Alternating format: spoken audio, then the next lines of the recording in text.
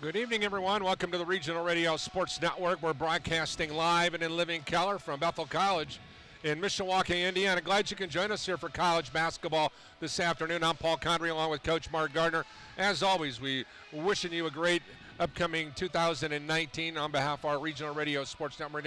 Special thanks to Tandy Condry, Andrew Bowen for getting the ship started here today on which is a busy day of college sports, not only here on the hardwoods as we have Bethel taking on the University of Windsor out of Ontario, Canada, but we also have some college football stuff going on around the country today. A lot of attention being played on two really important games that have significant playoff scenarios. We can talk about that, but we're not going to. They're just going to say best of luck to the 4 teams who are involved in the college football playoff series. But, Coach, the Bethel College Pilots taking on the University of Windsor and the Lancers, who are out of the Ontario University Athletic League. Very unique dynamic as you have a team that's used to playing international rules. They're going to come down and play American college basketball rules. And I had some time with Chris Oliver, the coach. We'll get into some of the details about that. So it's going to be more of an adjustment for the University of Windsor as it was for the Pilots a year ago when we were at Windsor. Getting used to the 24-second shot clock, which is what they play. Now we have a 30-second shot. We have a different size lanes compared to that. So there's a wide variety of things. And make it even worse, they're a little bit underhanded tonight. They're missing some key components of their squad. And I think that's the big thing. You know, when I got here and you showed me the roster with 7 X's, that changes things. You know, the other stuff, the lane, the shot clock, we can go back to Hoosiers. Get out the tape measure, get out the ladder, 10 feet up. Put the ball in the basket, do it more than your opponent, you're going to be fine. But in this case, they're shorthanded, and you know, again, they're on the road. There are some adjustments. Different setup here. You know, fans will notice the bleachers aren't pulled out behind us, so it kind of has more of a scrimmage feel. And so Pilots are going to have to you know, turn things up too and get focused and take care of business. Yeah, the University of Windsor comes in with a record of 5-10 and 3-8 in the OUA, as I alluded to before. What was the most important thing for the University of Windsor is their non-league games. So in regards to Chris Oliver and his basketball team, they played 11 games. However, their record says that they played 15 games. But in Canada, they only count the games against your conference opponents. So it's a unique dynamic. This is an exhibition game for the University of Windsor. This is not an exhibition game for the Bethel Pilots. Pilots going to win this game just as important as they want to win every game that Ryan Lightfoot puts on the schedule. The Pilots come in with a 13-3 record, coming off 2 wins in Kentucky against Simmons College of Kentucky, as well as a really formidable Division I school in Lindsey Wilson, a very physical group. Pilots are certainly used to the physical aspect of it, but the question is they're going to be taking on a team that really likes to shoot the 3 ball. Pilots need to improve their 3-point defensive opportunities because they're going to see that a lot starting on Saturday when they take on Indiana Wesleyan. Yeah, once we get back into conference play, you're going to see that. And, you know, conference teams know what your weaknesses are, and they take advantage of that. It's a Pilot team we've talked all year, Paul. They're not real deep. They're talented at the top. They've got some role players. They're just, in my opinion, they're a team that can't afford a lot of mistakes. They've got to play well, and when they play well, they'll win. But any mistakes, and they're scratching and clawing to try and get those wins. So we'll see how they respond. Yeah, Pilots roster a little bit different than what we've seen. Just an update, Gavin Rassler, of course, who is still out, is expecting to be between a 2 or 3 week return window. And Dominic Jenko, no longer part of the men's basketball program here at Bethel College. He decided to get out of basketball and out of school completely, so that happened over the break. So a little bit different look for Ryan Lightfoot. He'll talk about it on the pregame show. But it should be a fun day here at the ballpark, as they like to say, and looking forward to seeing this one get underway. Once again, the University of Windsor in town to take on the Bethel College Pilots. We'll be back with this non-league matchup between the Lancers and the Pilots. More things coming your way here from Mike Lightfoot Court on the Regional Radio Sports Network.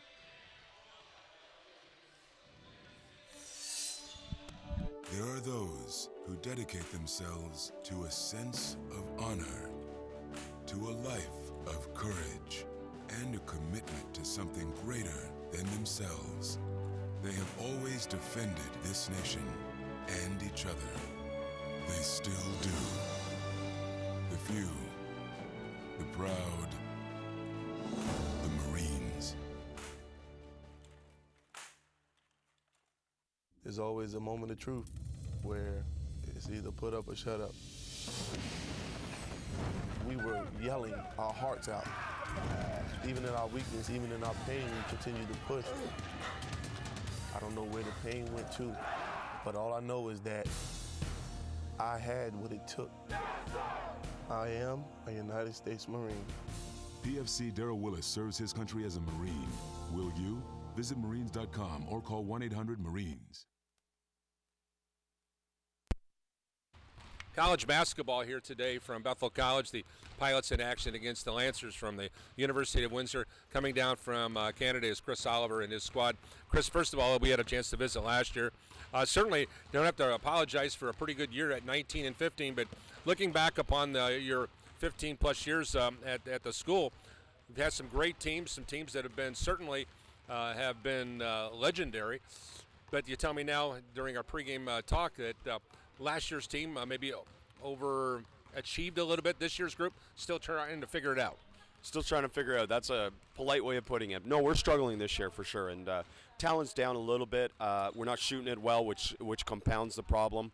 We're defending pretty well in terms of efficiencies, except I find that so much is tied to scoring that as we started to not score, our defense dropped.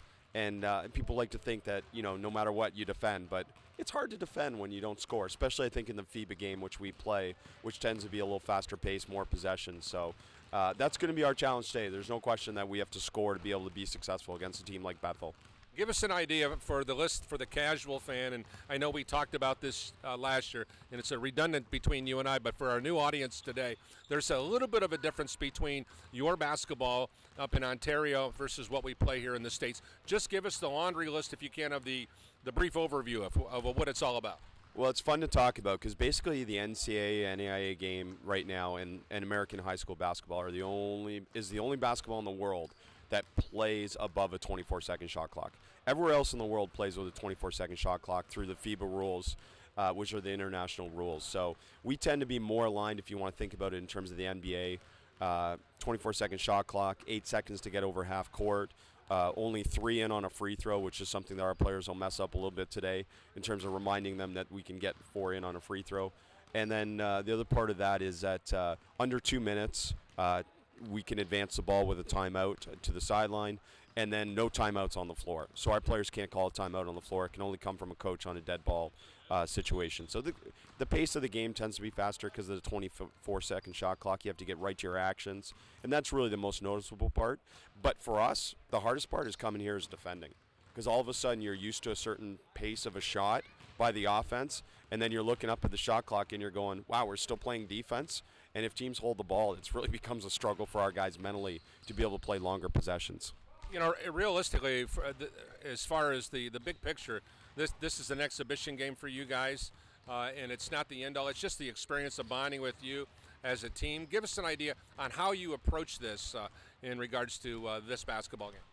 Well, again, for us, I'm sure like Bethel, it's an opportunity to grow and get better as a team, and we're trying to get back after a long break in terms of exam break and Christmas break and all those things that all teams experience at this time of year. So we're trying to get back into a flow, and then we get right back to conference on January 5th. And again, similar for Bethel, I'm sure, in terms of them getting back to their getting into conference. So for us, that's a real important part of this process, is just getting a little bit flow and building some confidence as well. But again, just so grateful for Bethel and Ryan and yourself as well. Just been a great relationship, and we really enjoyed our time down here. And we came down a few days early to be able to experience Notre Dame and just this area and practice as well. So wonderful fellowship with this experience for us. All right, let's break it down real simple. Is between our guys to the north and here are guys to the south, from your standpoint, what do you got to do to beat the team from the States?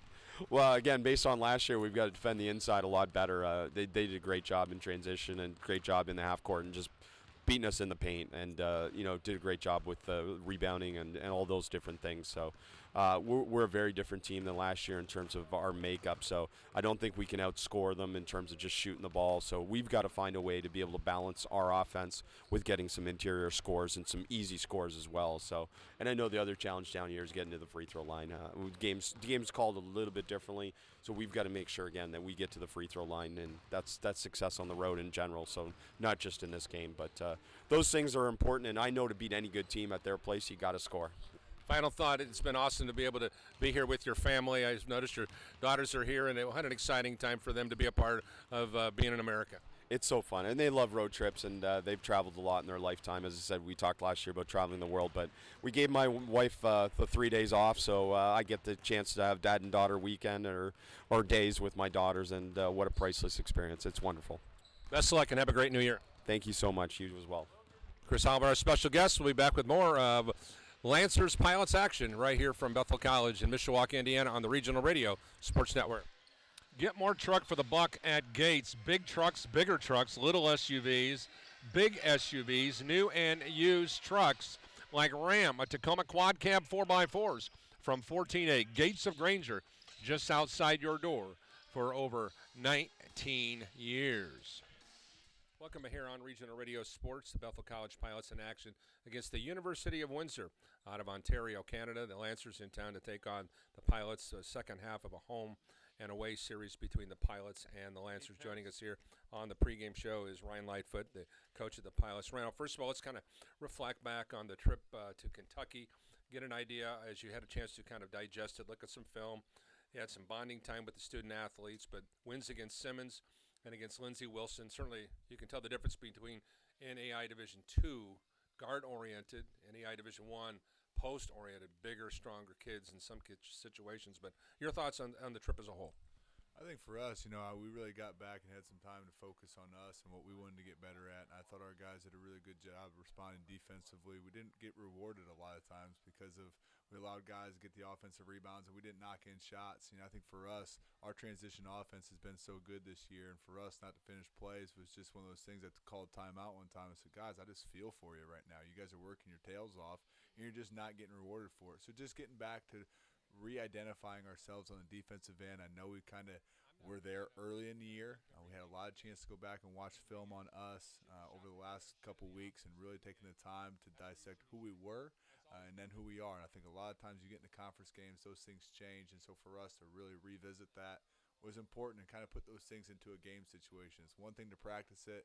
It's another thing to go out there and do it. I think that's just kind of how you need to use this time for us as we have 2 weeks or 3 weeks as we prepared for another conference run.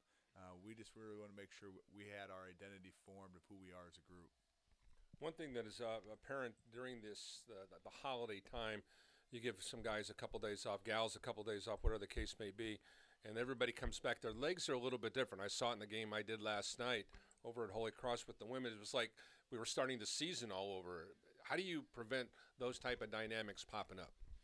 Yeah, I think everybody manages their breaks a little bit different. We were able to get our guys 4 days off, get them back home, and bring them back on the 5th day late. So it felt like, 5 days off. But for us to bring them back on 26 and actually get in the gym, we did some other neat things with our guys outside of basketball just to get them up. We took them over to Ronald McDonald House Charities yesterday and kind of walked around, toured the facilities, walked drinks around to all the kids in the hospital. So everybody manages their break different. I think for us, it's a matter of getting our guys back into the weight room, making that our priority for us, continue to work on our skill development, and then making sure, with our roster, just making sure guys are staying healthy and staying in shape.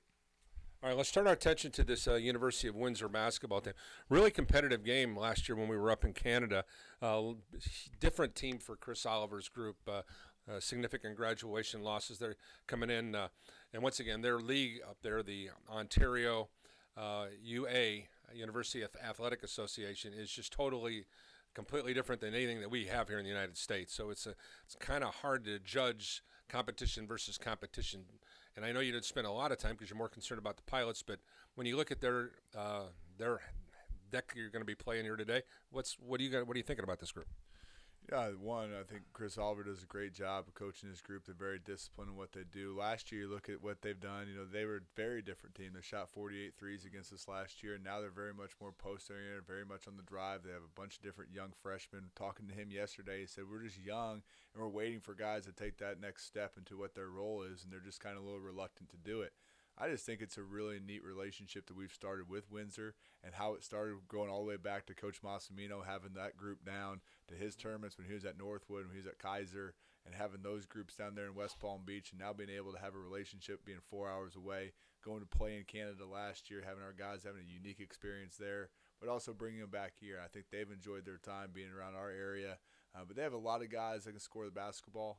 They shoot high volume. They're very physical in the post. So I just realized what the officials are going to call. It's a very different style of play from FIBA rules back now to what we play. And so it's just going to be a different game that we have to be able to respond and make sure. One of the things that we've struggled with is keeping teams off the boards. And then with their physicality, it could be something that really bothers us tonight.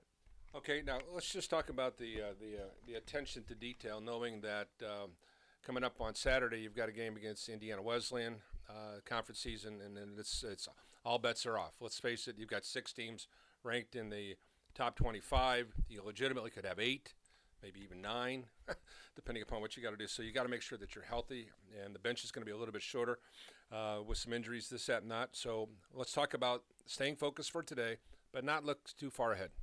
Yeah, you could easily get caught up in our week that looms ahead of us, saying, hey, you got at Indiana Wesleyan, Marion, and then at Spring Arbor, playing 3 top 15 teams, and it's easy to get ahead of yourself. But for us, it's about focusing on what we need to do and building great momentum heading into our conference season. For us to be able to get 2 wins down in Kentucky and then be back on our home court. We have not played at home in a long time. So for us to be able to get back here, getting used to playing in our environment, even though I'm sure we're the hot ticket today at 4 o'clock. No one's going to be watching the Irish, but I'm sure everybody's here tuned in to Bethel. But I think for us, it's about making sure we go out there and play the way we know how to play and build great habits as we head into our conference season, because we know what looms ahead of us and we know it's there. I look at seeing what our conference is doing right now. Indiana Wesleyan gets off to a slow start and finds a way to win against Indiana Tech, and you have St. Francis who stubs their toe against Aquinas. It's very easy to have a trap game, and for us it's making sure that we don't have that and fall into the trap, and learning from maybe some of our conference teams that are out there and just saying, how do we apply what we're doing right now into a game situation to form great habits heading into conference. Well, once again, we want to wish you a Happy New Year. Best of luck to the Pilots. Look forward to hanging out with you in these over the few weeks ahead. I think this is going to be the most interesting of all Crossroads League in my 20 years. Absolutely. This is going to be a bear for the next however many games. I think just top to bottom, anybody can bring it. We look at all the way across the board. It's any day, anybody, anywhere can get a win. So it's going to be exciting. We'll be back with more of Pilots basketball right after this on Regional Radio. Get more truck for the buck at Gates. Big trucks, bigger trucks, little SUVs, big SUVs, new and used trucks like Ram or Tacoma Quad Cab 4x4s from 14A Gates of Granger, just outside your door for over 90 years. Glad you can join us here for college basketball. We'll be back with more. Break it down for you. We've got the Lancers and the Pilots coming your way here from beautiful Mishawaka, Indiana on the Regional Radio Sports Network. They say growth is a journey and not a destination. At Teachers Credit Union, we agree. Helping our communities grow has been our mission ever since we began our journey in 1931. And supporting our members' growth has helped us to become Indiana's largest credit union. And we're just getting started. Whatever you want to grow, Teachers Credit Union is ready to help. Visit a branch or tcunet.com today. Teachers Credit Union deposits are federally insured by the NCUA, and we are an equal housing opportunity. Welcome back here on Regional Radio Sports. Paul Condry along with Coach Mark Garner. Glad you could be with us here today for College Buckets. The University of Windsor Lancers under the direction of Chris Oliver. 189 wins, 97, but when it's all said and done, they do not count the regular season non-league games in your overall career record. So he's got over 300 career wins. Go figure. But a year ago, they were 19-15, 14-12. In the Ontario University Athletics League. It's the preeminent university sports conference in Canada, which makes up 20 institutions. Windsor, with an enrollment of 16,000, was founded in 1963. And once again, a year ago they were 13-5 at home, 6-10 here at home. And what a job Chris Oliver has done as a 3-time Coach of the Year. He's done a wonderful job is winning 6 OUA West regular season titles, 2 OUA West playoff titles, and a Wilson Cup Ontario championship, and earned 3 berths to the CIS National Championship. Done a very, very formidable job. However, this year, his club is 4-6 away from the friendly confines. Their gym is going over some renovations right now, so they've had a really, really difficult time, and they are 1-4 at home. They come in averaging 63 points a game, giving up 80. They're out-rebounded by their opponents 44-36. They're averaging 14 turnovers a game, 64% from the charity stripe, 35% from beyond the arc, or check that, 23% from beyond the arc, 35% from the field, 11.5 assists, 5.5 steals, and 2.5 block shots per ball game. Pilots, of course, who are 2-0 all-time against the University of Windsor, with wins in 2013 and, of course, last year by the count of 100-81. Pilots come in with a record of 13-3. They are here at home for only the 6th time this year. They are 4-1 here at Mike Lightfoot Court. They come in averaging 82 points a game, giving up 71. They're out rebounding their opponents 37.5 to 35. They're shooting 71% from the charity stripe, 47% from the field, 35% from three-point range, 16 assists, 7.5 steals per game, 12.5 turnovers, and 9 block shots on the entire season.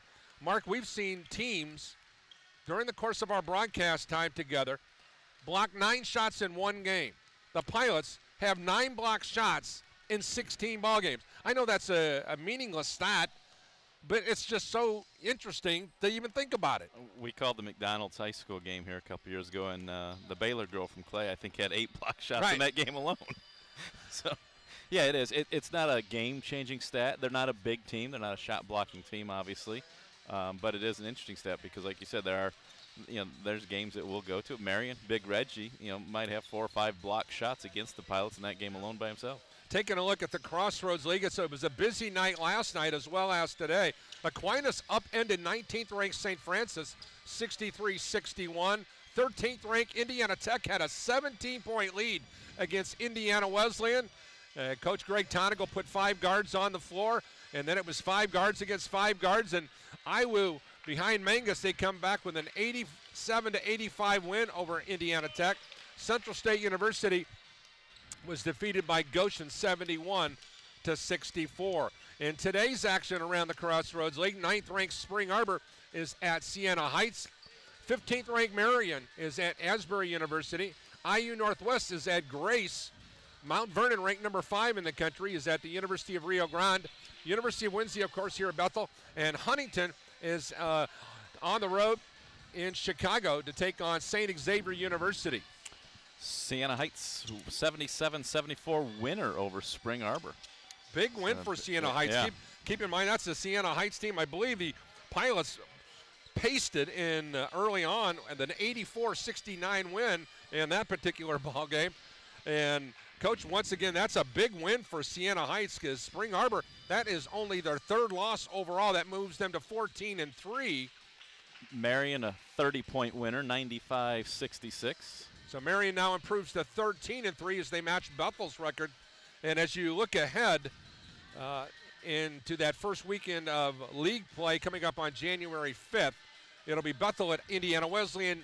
St. Francis will be at Taylor. Marion will be at Goshen. Mount Vernon will be at Grace. And Spring Arbor will be at Huntington, respectively. As we get ready to go with our pregame announcements. And you like this officiating crew, Coach, because your guy, Jesse Enrique, is here. I like it. When Jason's here, I'm happy. It's probably the most consistent of all the officials that we see throughout the course of the Crossroads League. All right, we're going to go on over. Kurt Rollo is going to be filling in for Brian Miller here today, and we'll get over here with Kurt. But our coverage today being presented in part by the Gates Automotive Group. Once again, just outside your door for 90 years, the Gates of Granger. Make sure you stop in and check them out in Granger, Indiana. Now on over to Kurt Rollo. Bethel College welcomes all players, officials, and spectators to today's practice. As members of the AAIA, we are proud to be participants in the Champions of Character initiative. We ask each of you to help create a positive, fun, and competitive environment by showing respect for one another. On behalf of the Crossroads League and Bethel College, please enjoy today's game. Ladies and gentlemen, at this time we ask you to please stand and kindly remove your caps as John Natale, the Bethel College Director of Tennis, leads us in today's opening prayer. Let's pray. Dear God, we thank you for another day, and we thank you for the opportunity we have through your goodness to enjoy the game of basketball. We ask for your protection on each of these athletes as they play the game that they love. We ask that you give all spectators the spirit to support their team in a manner that would be encouraging to them, and may our attitudes be pleasing to you as well. We ask all these things in the name of Jesus. Amen.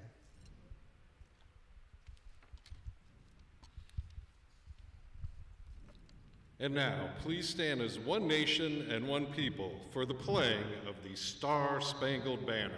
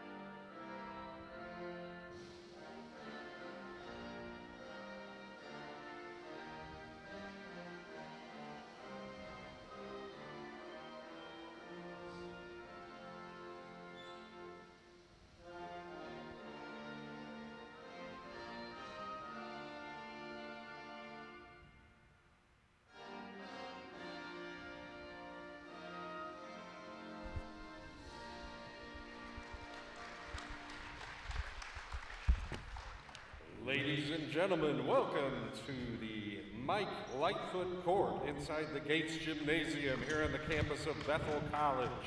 This is the Camp Center, home of a championship legacy. Thank you for attending today's men's basketball matchup between the Lancers of Windsor and your Bethel College Pilots. And now, the starting lineups. First, for the visitors from Windsor.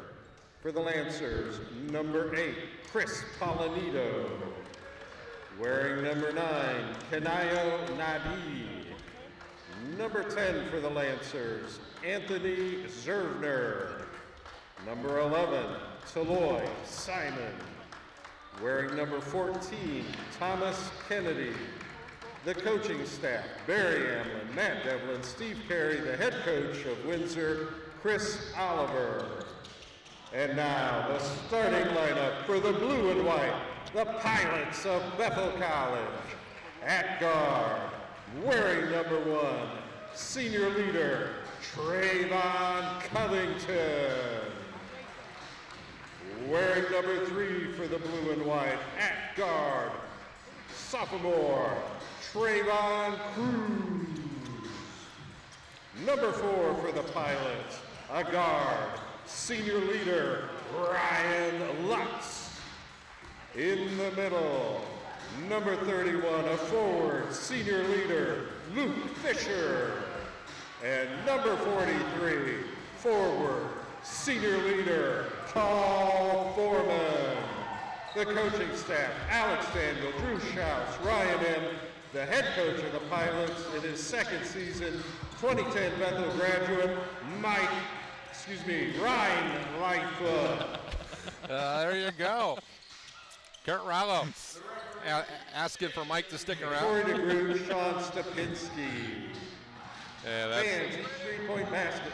All right, there you have it, ready to go. Windsor, gray shorts, gray jerseys, dark blue numbers with Windsor written in dark blue, trimmed in white. We'll be moving from right to left on your screen. Pilots decked out in the home white jerseys and the white shorts with the blue numbers trimmed in gray, and of course Bethel written in blue. Pilots will move from left to right on your screen. Thanks to Tiny Condry for amazing work up there. She's in charge. Looks like Coach Gardner won the over-under. Got it. On the attendance here today. 112. Thus far, and Windsor will move from right to left with the basketball now here into the forecourt. One interesting dynamic is the numbers. In American basketball, they're all into. Here's a drive down the lane, and the first time you'll ever see number 9 score in America is right there. Kanayo Nadi scores the first 2 points of the ballgame. It's 2-0 Windsor. Yeah, nice little curl cut bounce pass to the basket for the first 2 points of the afternoon. With the basketball, Travion Cruz on the drive, free throw line, stop, pull-up jumper. Off the rim it goes, a rebound, tracked down by Thomas Kennedy. What a hesitation dribble there, a little pullback dribble, left his defender backpedaling, but couldn't knock down the elbow jumper. Simon, who's an outstanding athlete, wearing jersey number 11 over here on the left side, comes back now to Zerbner. Zerbner at the top. Now quickly to the top they go to Nadi. Now here inside the lane, and that'll be a traveling call inside. Jason Enrique says you can't do that here in America. And I like Jason as an official, but I think he missed that one. It just looked awkward. I thought his left foot stayed still, but he jabbed his right foot about 3 times, and so it deceived Jason into the travel. Here's the ball in the far wing now to Lutz, back to Cruz. Travion Cruz looks for ball reversal, comes back out here to Fisher, back to Cruz. Cruz drives, jump pass out here to Trayvon Covington for 3. Off the rim it goes. Ball ricochets into the hands of Thomas Kennedy. Up court quickly now. Here's Nadi for the Lancers.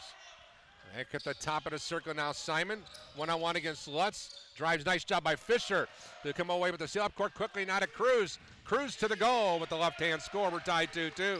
Defense leading the basket. You like those easy breakaways. Pilots a little 2-2-1 press here. Like to see them be a little more aggressive and do more of this. Pick up the tempo, attack the basket.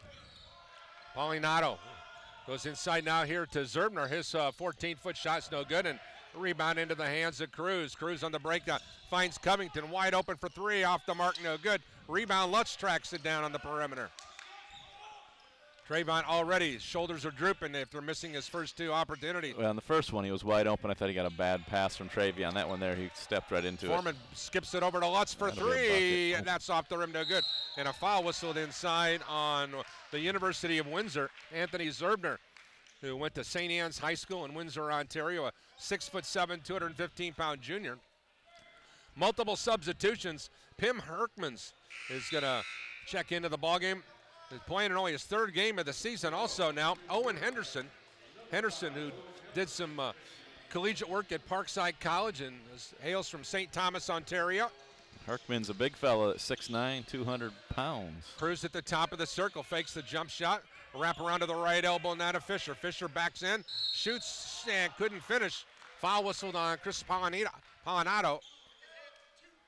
And that'll send Fisher to the line for 2 freebies. Fisher anticipated the contact there, I think. I'm not sure there was a lot of contact, and that's what coaches questioned as Paulinato came over on the help side defense. Feels odd calling Ryan Lutz's game, even though I've done a whole bunch of those. Had Drew the last 2 times I've been on the air. Future pilot looked really good, dropped 30 points last Saturday when I called the Penn Memorial game. Big win for former pilot, Bethel yep. standout Kyle Sears. Fisher's 2nd free throw good. He makes them both. There's a 4-2 pilot lead. They've scored 4 unanswered. How about that made free throws, Paul? It's something that we haven't been seeing a lot of lately in our broadcasts. Well, we saw a couple of those. We saw a night in Kentucky where they were pretty formidable. Back out here on the perimeter, Fisher deflects the ball out, but Taloy Simon engages the offense here on the left wing. Simon, one-on-one against Cruz, goes up high, now to Kennedy. Kennedy, long 3-point shot, banks it up and in. Banks are open late Saturday afternoon. He turns and smiles to the bench after. They got to call that 2. Saying it was a 2, yeah. All right, we'll call it 4-4 tie is what we'll call it. Talking to Luke a little bit, not in a trash-talking way. Here is Cruz in the right baseline, pulls up from 14, off the rim to good. Foreman the rebound. Foreman skips it back out to Covington. Covington, wrap around to Fisher. 12-foot baseline shot, good. Bethel leads at 6-4. Fisher with 4 of the 6 points. Yeah, Pilots shooting 2 of 7. Here's Trayvon with the steal and the easy layup. 8-4 Pilots. And a 30-second timeout for Chris Oliver. Not happy with his team's lack of defensive intensity And he mentioned that, Coach, on the pregame show, is that we've got to make sure that defensively we're going to be a little shorthanded offensively today without the services of Damian Persau, as well as Lucas Orlita, as well as to name a few other guys. So they're defensively going to have to turn it up. And I thought he made a good point that we've seen. You and I called IUSB games. We've seen this before.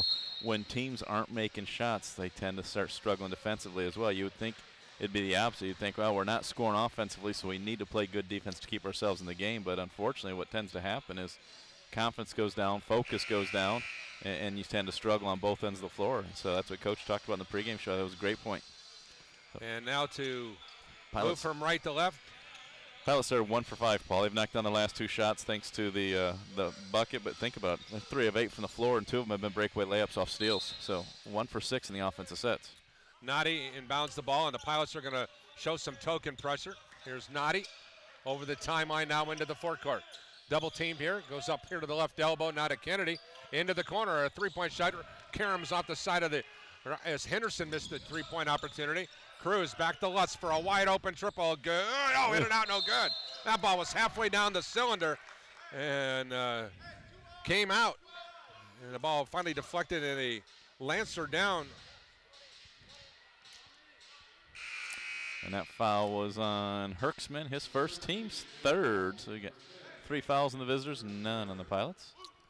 Once again, our coverage today being presented in part by Creative Colors International. For all your leather and vinyl restoration and repair needs, contact Creative Colors International at 574-319-0553. They offer affordable pricing. Creative Colors International is a proud sponsor of Bethel College men's basketball. Got a bloody lip. Polinato took one there in the face. Never a fun thing to do. Lutz goes into the corner, now to Fisher. His 18-foot shot off the rim, no good. Rebound into the hands of the Windsor Lancers. Simon was the guy who tracked down the off-balance jump shot. Here's Nadi with the ball coming up high here now. Gives way now here to Jake Plosky. Back over on the left side to Nadi. Nadi on the drive. Baseline, nice job by Cruz to cut off the drive. Now here with the basketball at the top now is Nadi. Nadi still on the lick, 6 seconds on the shot clock, and a traveling called on Nadi. And that just was not much offense. A lot of dribbling, a lot of pointing, a lot of standing around, and Nadi finishes off the travel. We'll take a timeout. This will be our media timeout. More things coming your way live from Bethel College. 8-4 in favor of the Pilots here in the early stages of this non-conference affair. We'll be back with more right after this. Continue to advance by increasing cure rates in childhood cancer. And donors are important to us because you get the feeling that you have a team behind you. When it comes to research and advancements, there are some things that only we can do because we have the resources and we have the focus. And so if St. Jude doesn't do it, who will? St. Jude Children's Research Hospital. Finding cures, saving children. Learn more at stjude.org. Get more truck for the buck at Gates. Big trucks, bigger trucks, little SUVs, big SUVs. New trucks, used trucks, barely used trucks. Sorry. Gates only sells great trucks like Ram or Tacoma Quad Cab 4x4s from 14.8. Ford F-150s or Silverado 4x4s from 19,977. Lots of trucks. More truck for the buck at any Gates location.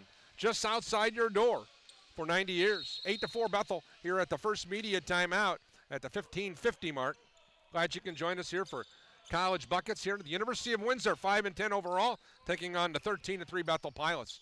Cruz with the basketball, pass inside of the low post to Fisher, back out here to Dehart. His shot's a brick and into the hands of Fisher, who shoots the little jump shot.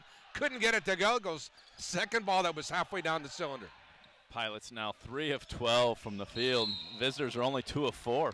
Here's the drive to the goal and a foul whistled on the Pilots. Luke Fisher has taken a straw to the rack. It was Taloy Simon. Simon, who did some basketball in the States at Missouri S&T before heading back home to Canada. Pilots 0 of 6 in three-point range. They have 5 offensive rebounds, which is why they've got 8 more shot attempts than their opponents. They have no turnovers. Visitors have 4 turnovers. And to the charity stripe, Simon, a 75% free throw shooter. He converts the free toss, making it an 8-5 ball game. 15:26 to go. And one more opportunity for the Kitchener, Ontario native. And the junior eyes, flies, and scores again, making it an 8-6 ball game.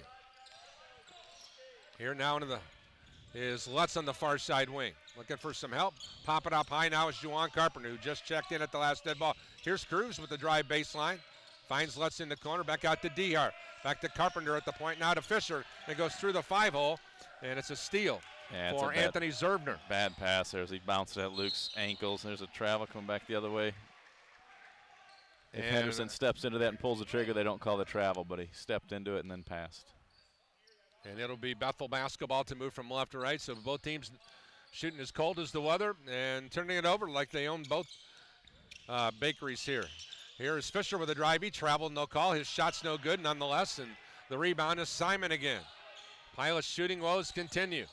And we saw this at Holy Cross last night, Paul, with the women. You hit it in the pregame show. Just sloppy basketball coming off Christmas break.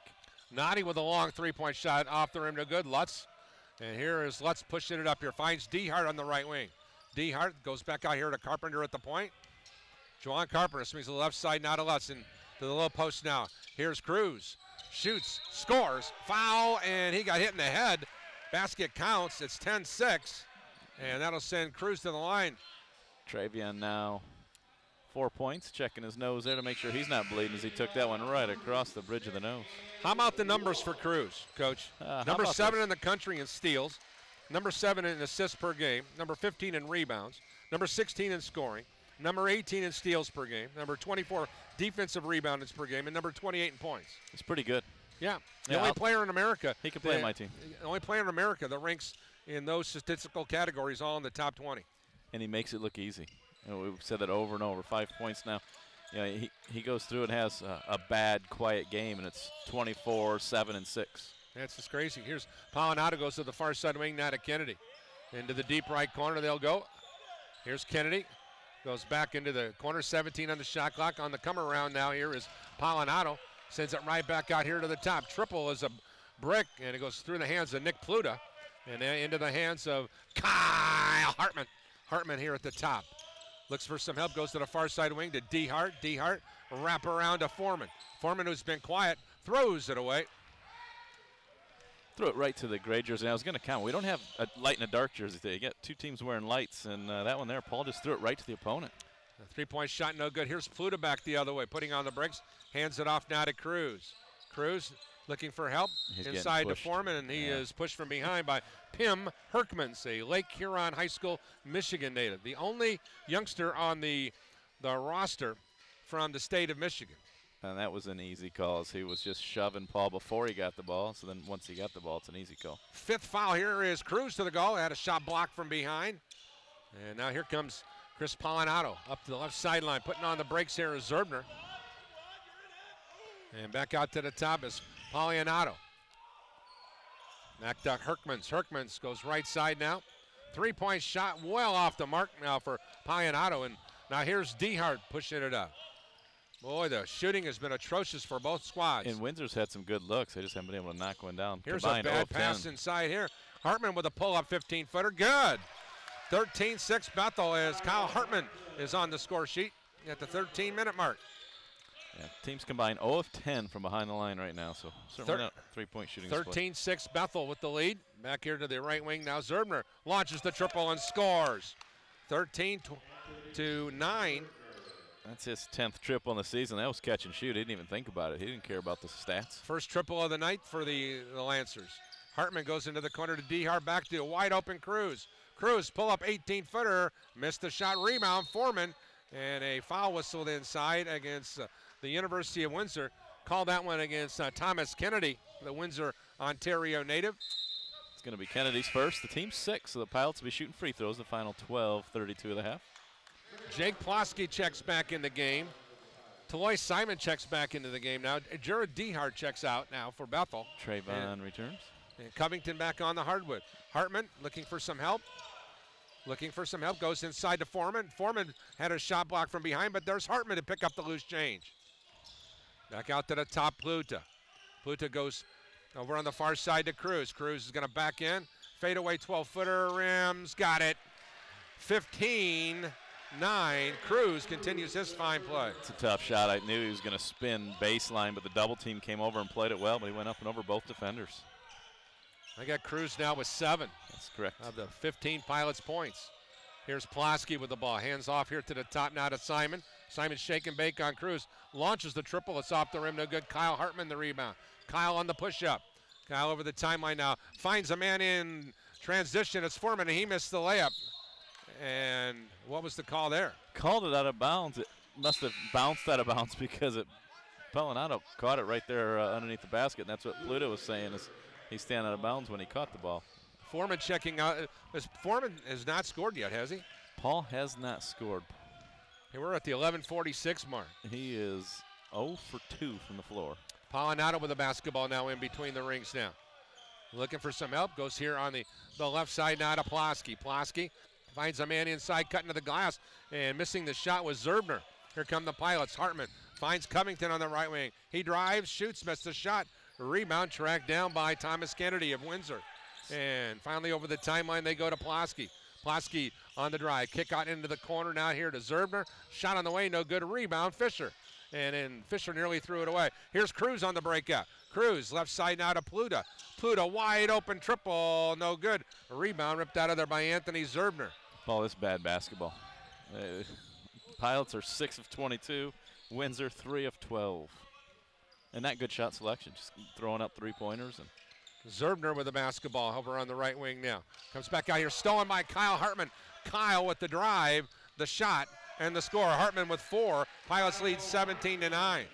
This Windsor team looks tired.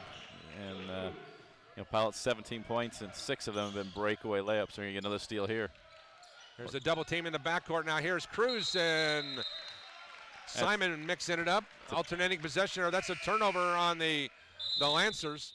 And that's actually an unfortunate turnover. There's only 1 on the 10-second count there. If you just, obviously you don't know that in the midst of the battle, but it would have been Pilots ball either way.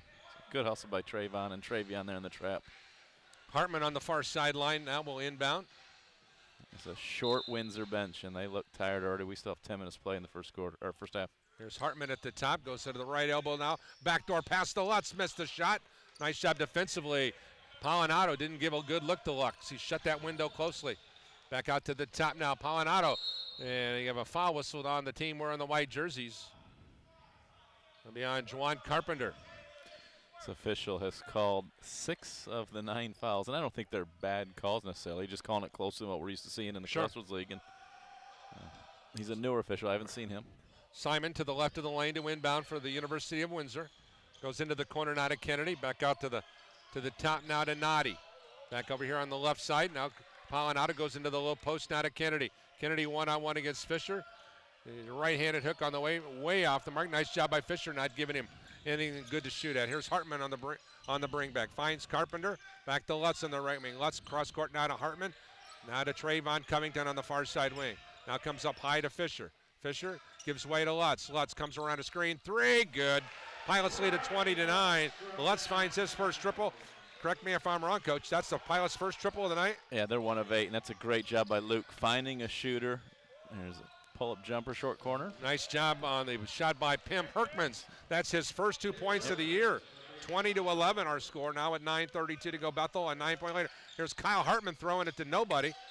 And then we have a foul on the Pilots. Yeah, that previous possession, Luke sought out Lutz, dribbled right towards him to attack the defender, gave the handoff, and Lutz quick catch and shoot, which he needs to do more of that. He's not going to be open, especially in conference play, so he's just got to catch and shoot and forget about the defense. Just do your job and knock down the triple. Fisher coming out of the ballgame. Foreman will check back in. 9:27 to go. 20-11, Bethel here in the first half. Scott Cooper, the head men's basketball coach at IU South Bend, will join us at the intermission. He's watching the game. He's a good friend of Chris Oliver, the coach at the University of Windsor. Here's a drive inside and a foul called on Juwan Carpenter. Has taken strong the wreck that time was Taloy Simon. Juwan picks up his second. And Simon to the line, averaging 12.5 points, 5 rebounds, a 75% free throw shooter.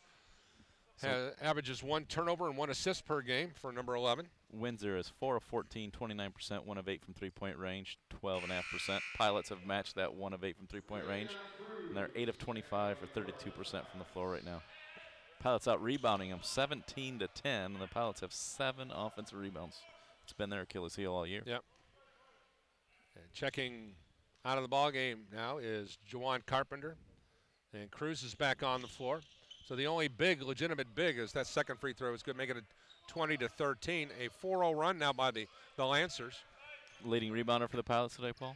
Kyle Hartman with 5. Here is Covington going to deep right corner, now to the aforementioned Kyle Hartman. Hartman comes back out high to Lutz, back to Covington. Covington with the triple, no good. A rebound. Ricochets into the hands of Thomas Kennedy. Here's Kennedy trying to run the floor. Stops at the top of the ring now. Drives down the right side of the lane. Off-balance shot. Banks it up and in. 20 to 15. Kennedy. It's a 6-0 run by the Lancers. That's a nice play by the 6'9" Kennedy. A little head and shoulder fake. Attacked the basket. Initiated some contact and finished strong. Hartman out here on the perimeter now at the top. Looks for some help. Goes to Lutz on the far wing. Lutz now goes to the elbow to Foreman. Paul Foreman. Inside now to Cruz. This shot is in. Nice little play by Cruz. He backed him in and scored the easy goal. He's got 9. There's a turnover on the break. Hartman back the other way now. On the drive, shovels it Nice to Foreman, pass. or to Paul Foreman, and he scores the easy field goal. 24-15 and a turnover. And 4 unanswered, just a matter of a few seconds. And Chris Albert wants to take a timeout. Ryan tried to call timeout after Travion scored. He didn't get it. Got the breakaway. They scored again. He's yelling timeout, and the whistle blows, and they grant the timeout to Windsor. And he's questioning, saying, hey, what do I got to do to get a timeout on my own court? So who's the timeout going to? Windsor called. Okay. They gave it to Windsor, but Ryan's over here going, I mean, it's one of those things you see it in the NFL where coaches run all the way down by the end zone to call it. You get out of your coach's box, they get frustrated with you, but you got to get a timeout here. We want to thank Lake City Bank, proud sponsor of Bethel College men's basketball. Lake City Bank offers business loans and deposits, treasury management, and merchant service solutions for businesses large and small, all delivered by local bankers. Go to lakecitybank.com/business for details. Member FDIC. On the floor for the University of Windsor, it will be Owen Henderson. He'll be joined out there by Jake Pulaski. Also Anthony Zerbner on the floor.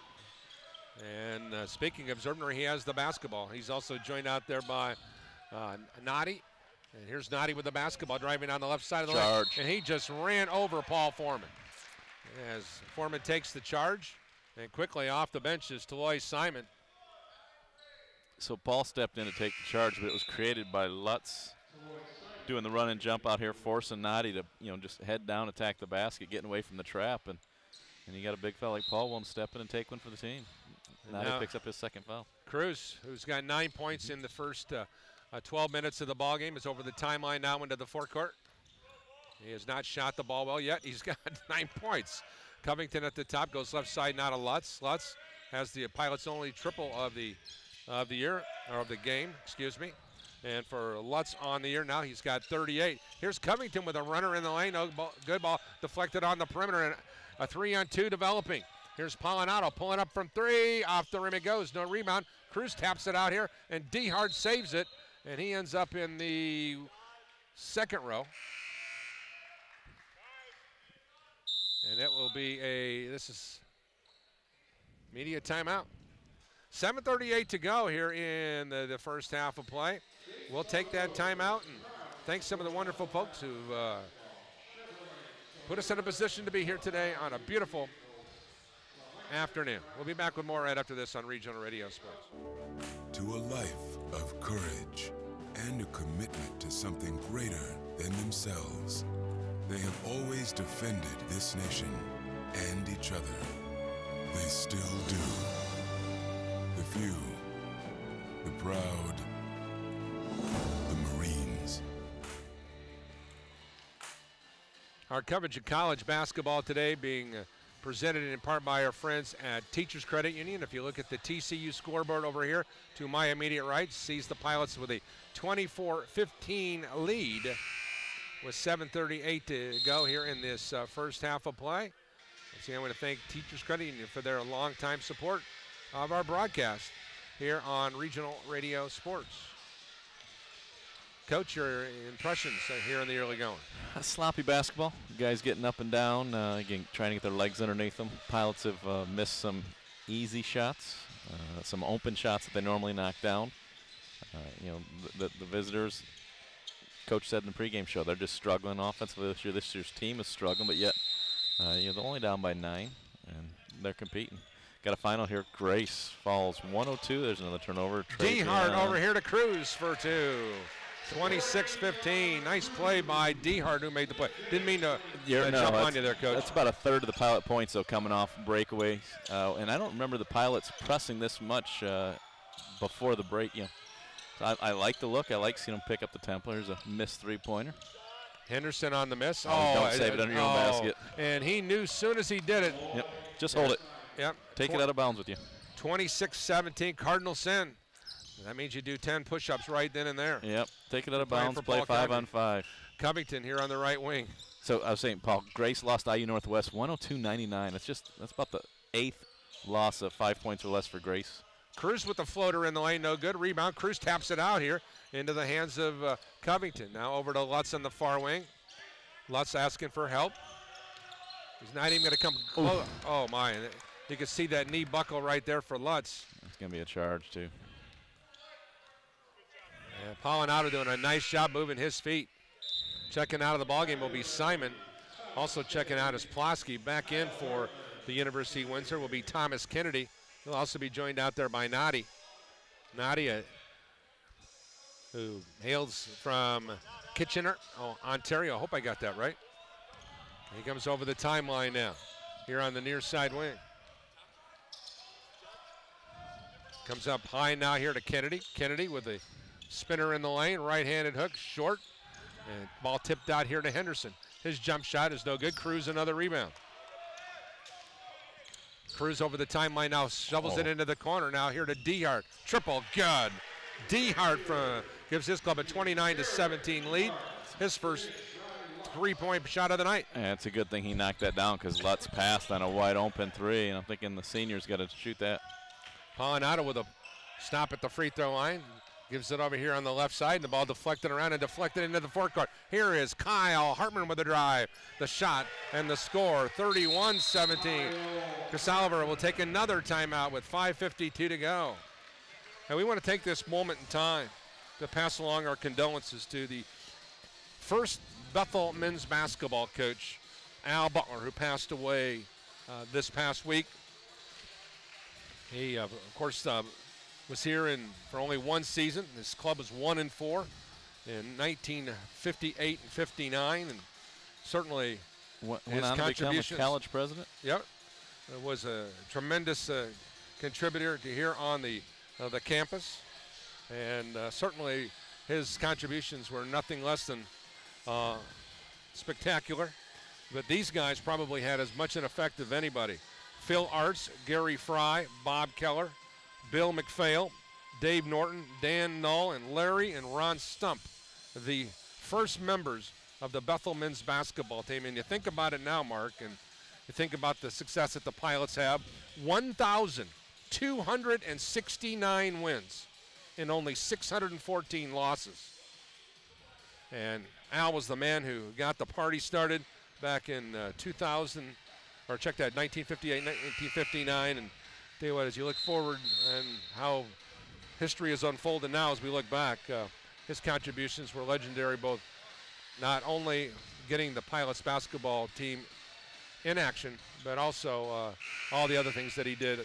My understanding that he was just a legend among the students here on the Mishawaka campus. Well, we walk in the foyer here on campus. It's the Al Butler Hall of Fame that we walk into each time that we come here.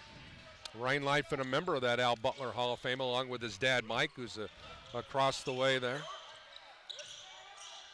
Here is the ball stolen away by the Pilots. Here's Dehart with a drive. Shot good. 33-17. Dehart with his second consecutive score.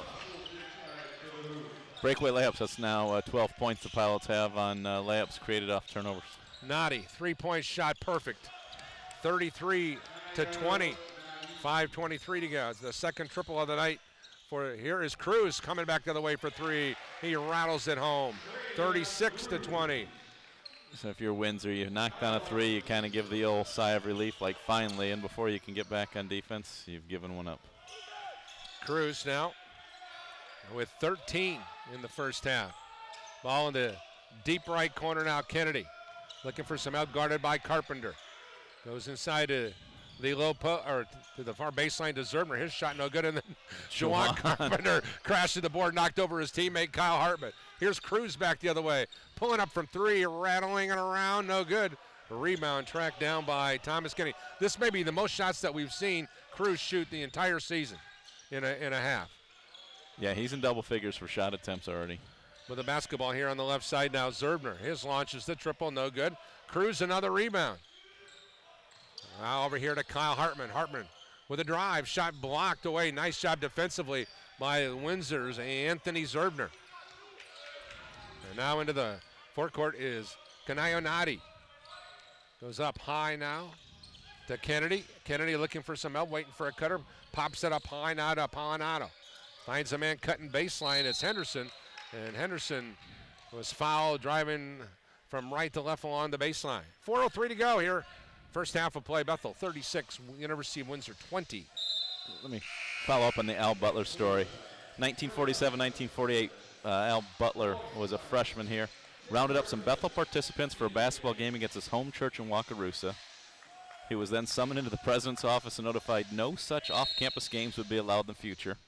About 10 years later, he was able to get, he was a dean of men here on campus, was able to get the basketball program rolling and get it started. So he had a vision long before even he became the head coach. Trayvon Cummington's off-balance crazy shot, no good, and the rebound into the hands of Taloy Simon.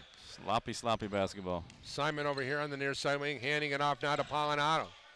Nice little give and go inside as Herkmans put a perfect pass in there, and the shot goes in and out. Here's Hartman up court quickly now to Lutz. Lutz, three, no good. A rebound tracked down by Polinato. Back over here to the left side now, Kennedy. Gives way now here to Polinato. Polinato comes over to the left side now to Taloy Simon. Simon shake and bakes off Covington. Over to the right side, Polinato, his three-point shot no good. A rebound into the hands of Lutz. Gives way to Cruz. Cruz at the top, puts on the brakes. Looking to the right, now goes left now to Lutz. Lutz goes deep left corner now to Hartman. Back to Pluta. To the top, Lutz. Three, good. Lutz gives his squad a 39-20 advantage with 2:55 to go.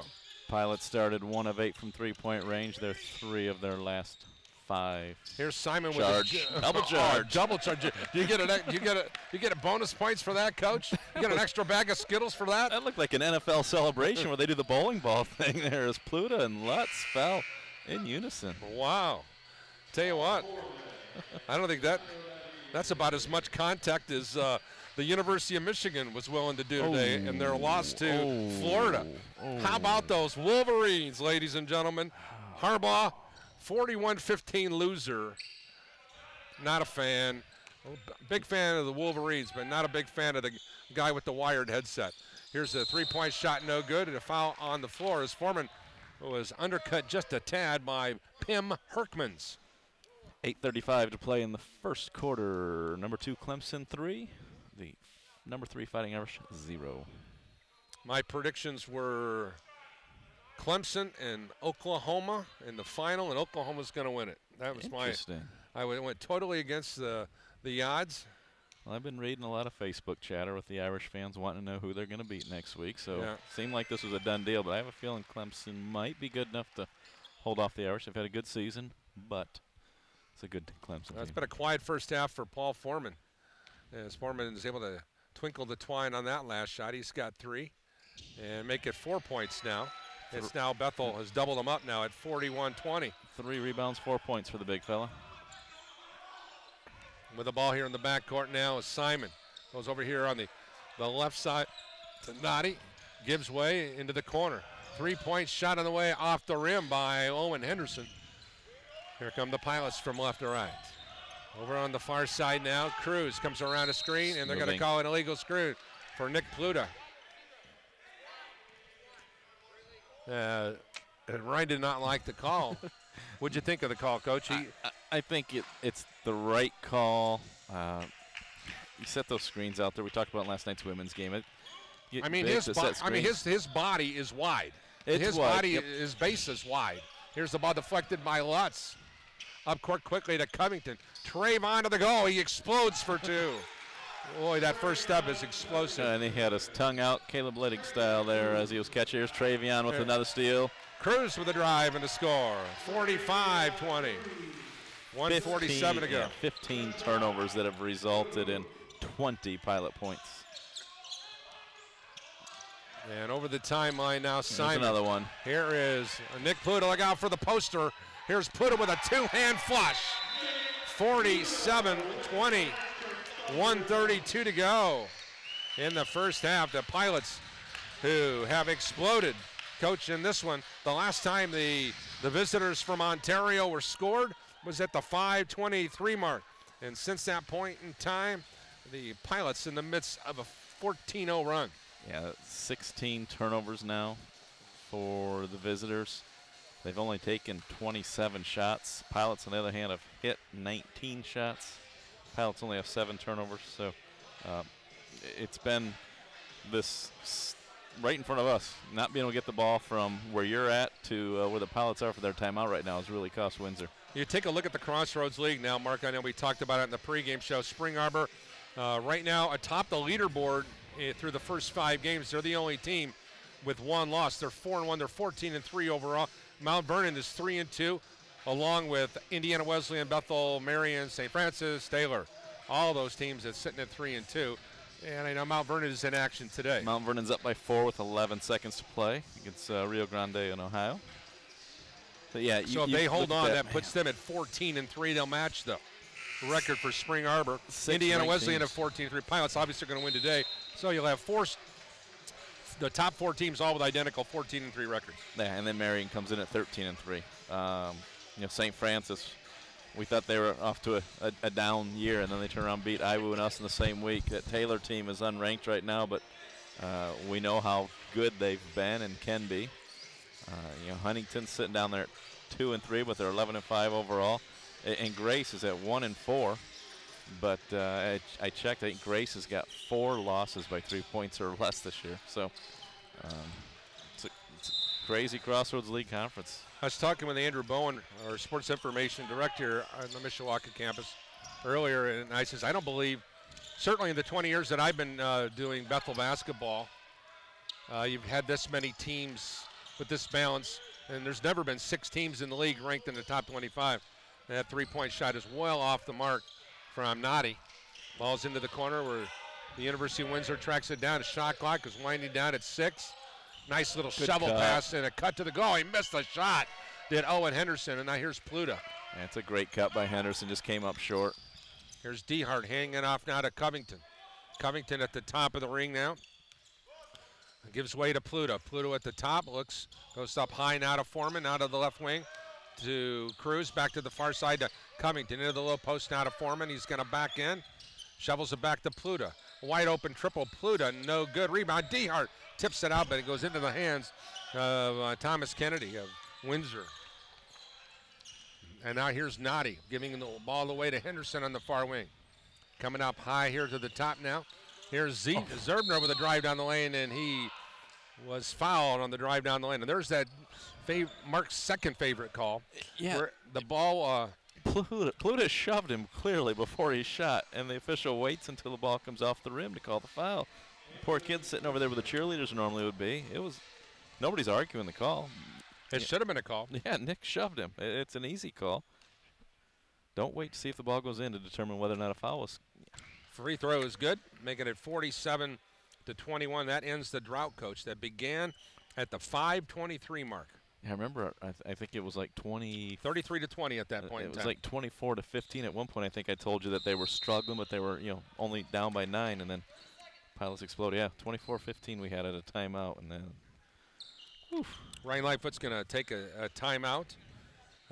For the University of Windsor, they're going to get back into what they call conference action, as they're going to be, their league play opens up again on January 5th as they take on the Golden Hawks at the St. Denis Center, as they believe it's pronounced Laurier. You'll have to help me out on my French. It's not even remotely close. See? Take off, eh? How about this? We talk about Travion. we know he's talented, and how we say that, you know, he has quiet games. 7 of 13 from the floor, 16 points, 7 rebounds. He's, you know, working towards a double-double here at halftime, and it's not like he's coming down shooting every time he touches the ball. You know, you're not walking out of here going, man, that guy's better than anybody else on the floor. He's good, but it's just weird how easily he makes it look. And here he is walking up over the timeline now. 16 on the shot clock and game clock. Here to close it out here in the first half of play. Cruz. Ball screen from Paul. Comes up high now to Foreman. Foreman on the drive down the right side of the lane. Missed the shot. And then rebound tracked down by Kennedy. Three-quarter court shot on the way is off the shot clock. And 20 minutes are in the books here from Bethel College. Our score, 47-22 at the intermission. We'll be back with more of college basketball right after this brief timeout. But no, we're going to keep it right here, and we're going to hang out with Drew Schaus, who's going to spend some time with us here. Drew, first of all, tell you what, that's about as bad as basketball as I have seen in my entire life for both ball clubs for about the first 3 or 4 minutes. Yeah. And I mentioned this to Ryan prior to the ball game, because we saw the same thing last night when we did the Holy Cross women's game. It's like everybody just started the season. Yeah, you spend 12 days practicing against each other, and you kind of forget how to play in the game, even though you beat up on each other for the entire time. I feel like we didn't need to shake off for us, but it looked like we hadn't played basketball in 2 months. Yeah, so the question I had, and I proposed it to Ryan, he said he thought that they played and competed and did all the things in practice to avoid that thing. But, you know, maybe you should get together with Coop over there and ask the Titans to get together and get a scrimmage. Can you guys do that, by the way? I don't think so. Okay. Anyways, your impressions of the first half. I thought Cruz, once again, another, 16.7 rebounds, and he hasn't shot the ball much. Yeah, that's the thing. You never really know or think he's got the stats that he does, but then you look at it and it's just the stat book's full. But I think what really separated us near the last 8 minutes was we finally got to our traps and our jumps and our press. We actually rotated well enough, and we went on a pretty big run. You went exactly 5 minutes where they did not score a point. Yeah. You guys were up 33 to 20 is when they scored, and they didn't score any points. They didn't score a field goal the rest of the way. So is this just a preview of coming attractions of what we're going to see in Crossroads League play, this particular press, or we're just kind of working this thing in? Well, we've had this press. We haven't practiced it enough to feel comfortable against the guards that are in Crossroads League play, and we've been implementing it more and more in practice. And I think you can see it's very effective compared to just our run and jump press. When we actually rotate right and trap right out of it, but you have to play through fatigue, and I think some of our guys are still learning that as we continue to go. 22 points off turnovers, and you've only given up 22 points. Yeah, we've also missed 100 layups, it seems like. But that's not true. Like 16. Come on. But I feel our bigs right now are getting very good looks, and Trayvon Covington also at the rim. We just haven't finished. I feel like, if we hit the easy shots and open threes, we should be at 70, and we still missed a good amount of shots. So I think second half we really need to see that effort and attention to detail on the offensive end and finishing those plays. Jared DeHart and those guards get in there, do a great job getting offensive rebounds. Hey, we need to say hi to Uncle Don, who's having some issues with his feet. Yeah. We need to keep praying for him. Look up there in the camera and say hi to Uncle Don. Hey, Uncle Don. All right, buddy. We'll talk to you later on. Thanks, Paul. All right. Once again, Drew Schaus. We always appreciate him taking time to come over and visit. We're going to hear some thoughts from Scott Cooper here in a little bit, but so stick around. More things coming your way after the break on Regional Radio Sports. Centier Bank is Indiana's largest private family-owned bank. Since 1895, the Schrag family has built a legacy of success through business and by servicing the communities of northern and central Indiana. Centier's not-for-sale promise pledges to the communities we serve that we will continue to preserve independent banking in Indiana for generations to come. Centier Bank is proud to serve the communities of northern and central Indiana. Please visit Centier.com for more information, and don't forget to like us on Facebook, member FDIC.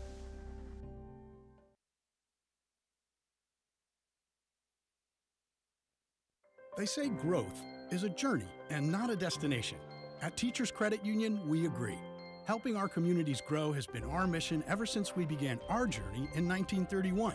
And supporting our members' growth has helped us to become Indiana's largest credit union. And we're just getting started. Whatever you want to grow, Teachers Credit Union is ready to help. Visit a branch or tcunet.com today. Teachers Credit Union deposits are federally insured by the NCUA, and we are an equal housing opportunity. Welcome back here on Regional Radio Sports. Paul Connery along with Coach Mark Gardner. Also glad to have our good friend Scott Cooper, the head men's basketball coach at Indiana University South Bend. He's got a good relationship with both of our coaches here today, Ryan Lightfoot and Chris Alver. And Coop, ironically, we were talking earlier in the week. Well, first of all, have you seen any worse basketball than what we saw the first 12 minutes of the game? It was like we just started and picked up the basketball in September. What was up with that? I think that's. I think you run into that a lot this time of year with Christmas break. Everybody's home, still got that home cooked meal. You get a little out of shape, a little out of rhythm. You know, things like that when you're home. I don't know how long either of these teams were off, but I'm sure it was a week or so. And you know, that's tough. And we always joke about the first practice back from Thanksgiving, the first practice back from Christmas break are always your worst ones. And if you've only had a couple, that's not a lot of time to get the rust off. When you look at the way this game is starting to unfold, and you can see Bethel starting to get their legs right around the 8-minute mark, and they really started to assert themselves. As a coach, if you're putting yourself, I'm going to ask you to put yourself in both Chris Oliver's shoes as well as Ryan's shoes. Ryan's starting to get some of the things that he was wanting, even though they had some great shots, some great looks, just didn't miss shots. But the reality is they really things got going once they put the press in play.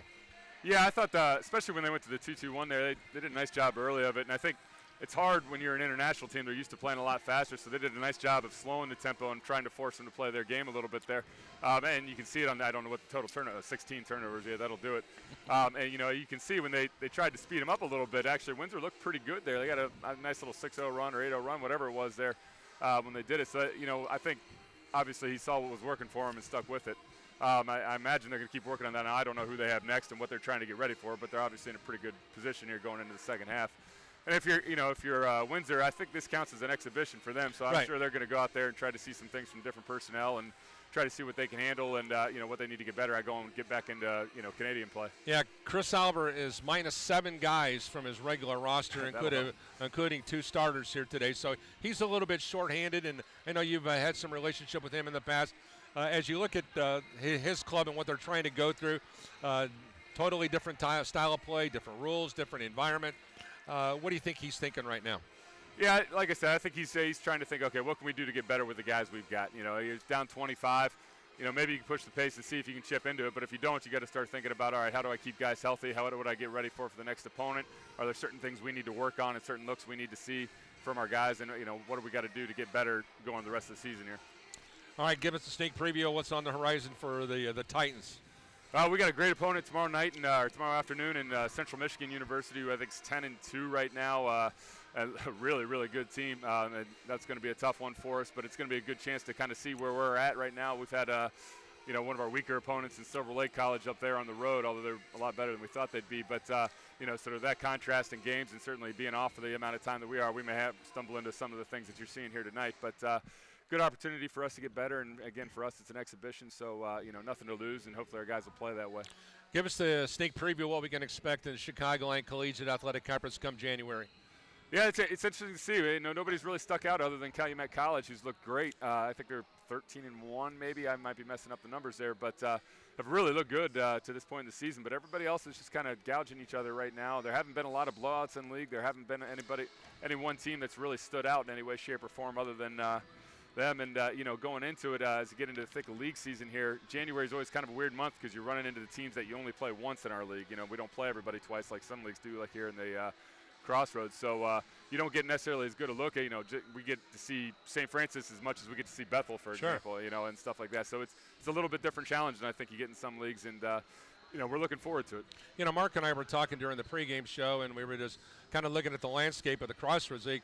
For the first time in league history, there's 6 teams ranked in the top 25, and Mark and I firmly believe that there could be 8 teams that are good enough. They're not going to send 8 teams to the conference, but there's legitimately 8 teams in that league that are good enough to play in the national tournament series. When you got a league with that type of balance and that type of quality, do you think the guys, when they put together the PowerPoints and the polls, and they're thinking about that when they're making that selection on that Sunday? Yeah, a little bit. I think you have to, especially the way that the NAI does their selection. You've got to really take into account, hey, who's the best. Right now, they clearly are, especially with, what happened last year and 2 years before that with Indiana Wesleyan winning the national championship and St. Francis, being the runner-up. So, I think history's got to count for something, when you're looking at that. And obviously the depth of the league this year is probably as good as it's been since I've been around. I don't know if there's top-heavy as they've necessarily been in the past, which is, in some ways probably makes them better on a national scale, and it makes it harder to select who those teams are going to be. Well, I know it's an exciting time for you and your wife, Janelle, little baby's experience in your first Christmas. So best of luck to you and Janelle and Olivia and Titan, and thanks for stopping by. I appreciate you guys having me. Once again, Scott Cooper, our special guest, will be back with more of College Buckets at the intermission, 47-22. The home team with the advantage, and we'll be back with more right after this on Regional Radio Sports. St. Jude continues to advance by increasing cure rates in childhood cancer, and donors are important to us because you get the feeling that you have a team behind you. When it comes to research and advancements, there are some things that only we can do because we have the resources and we have the focus, and so if St. Jude doesn't do it, who will? St. Jude Children's Research Hospital, finding cures, saving children. Learn more at stjude.org. There are those who dedicate themselves to a sense of honor, to a life of courage, and a commitment to something greater than themselves. They have always defended this nation and each other. They still do. The few, the proud, the Marines. Welcome back here. Mike Lightfoot Court. The guy whose signature is on the floor here is joining us, our good friend Mike Lightfoot. Mike, first of all, before we talk about the nations of coaches, I just would like for if you kind of reflect back on, we lost a great member of the Bethel men's basketball family this past year, or just past week with Al Butler. Just talk about his impact on the community. Most people don't realize the impact he had on athletics and the sacrifices he made, because there was a lot of people that were against starting athletics back in the late 50s, and he pushed it hard to the point that one of the favorite professors in the religion and philosophy department, when Bethel decided to add sports and add basketball, that professor left. It was that of a big decision that he was willing to go out on a limb and just see it was time for Bethel to start extracurricular activities. And so all of this, everything really started with him and his vision for wanting to see Bethel take it to another level. It seems to me, and he always stopped at the broadcast table here when he was here to just, pat me on the shoulder saying, keep up the great work. In regards to your relationships with Al, and of course, he's named at the Hall of Fame's named after him. In what ways did he affect your life? Everything. When I was here as a student, he was our president, and so. When you think about him starting athletics here, which was a key, but then shortly after that, when I became a student here, he was my president for the time I was here.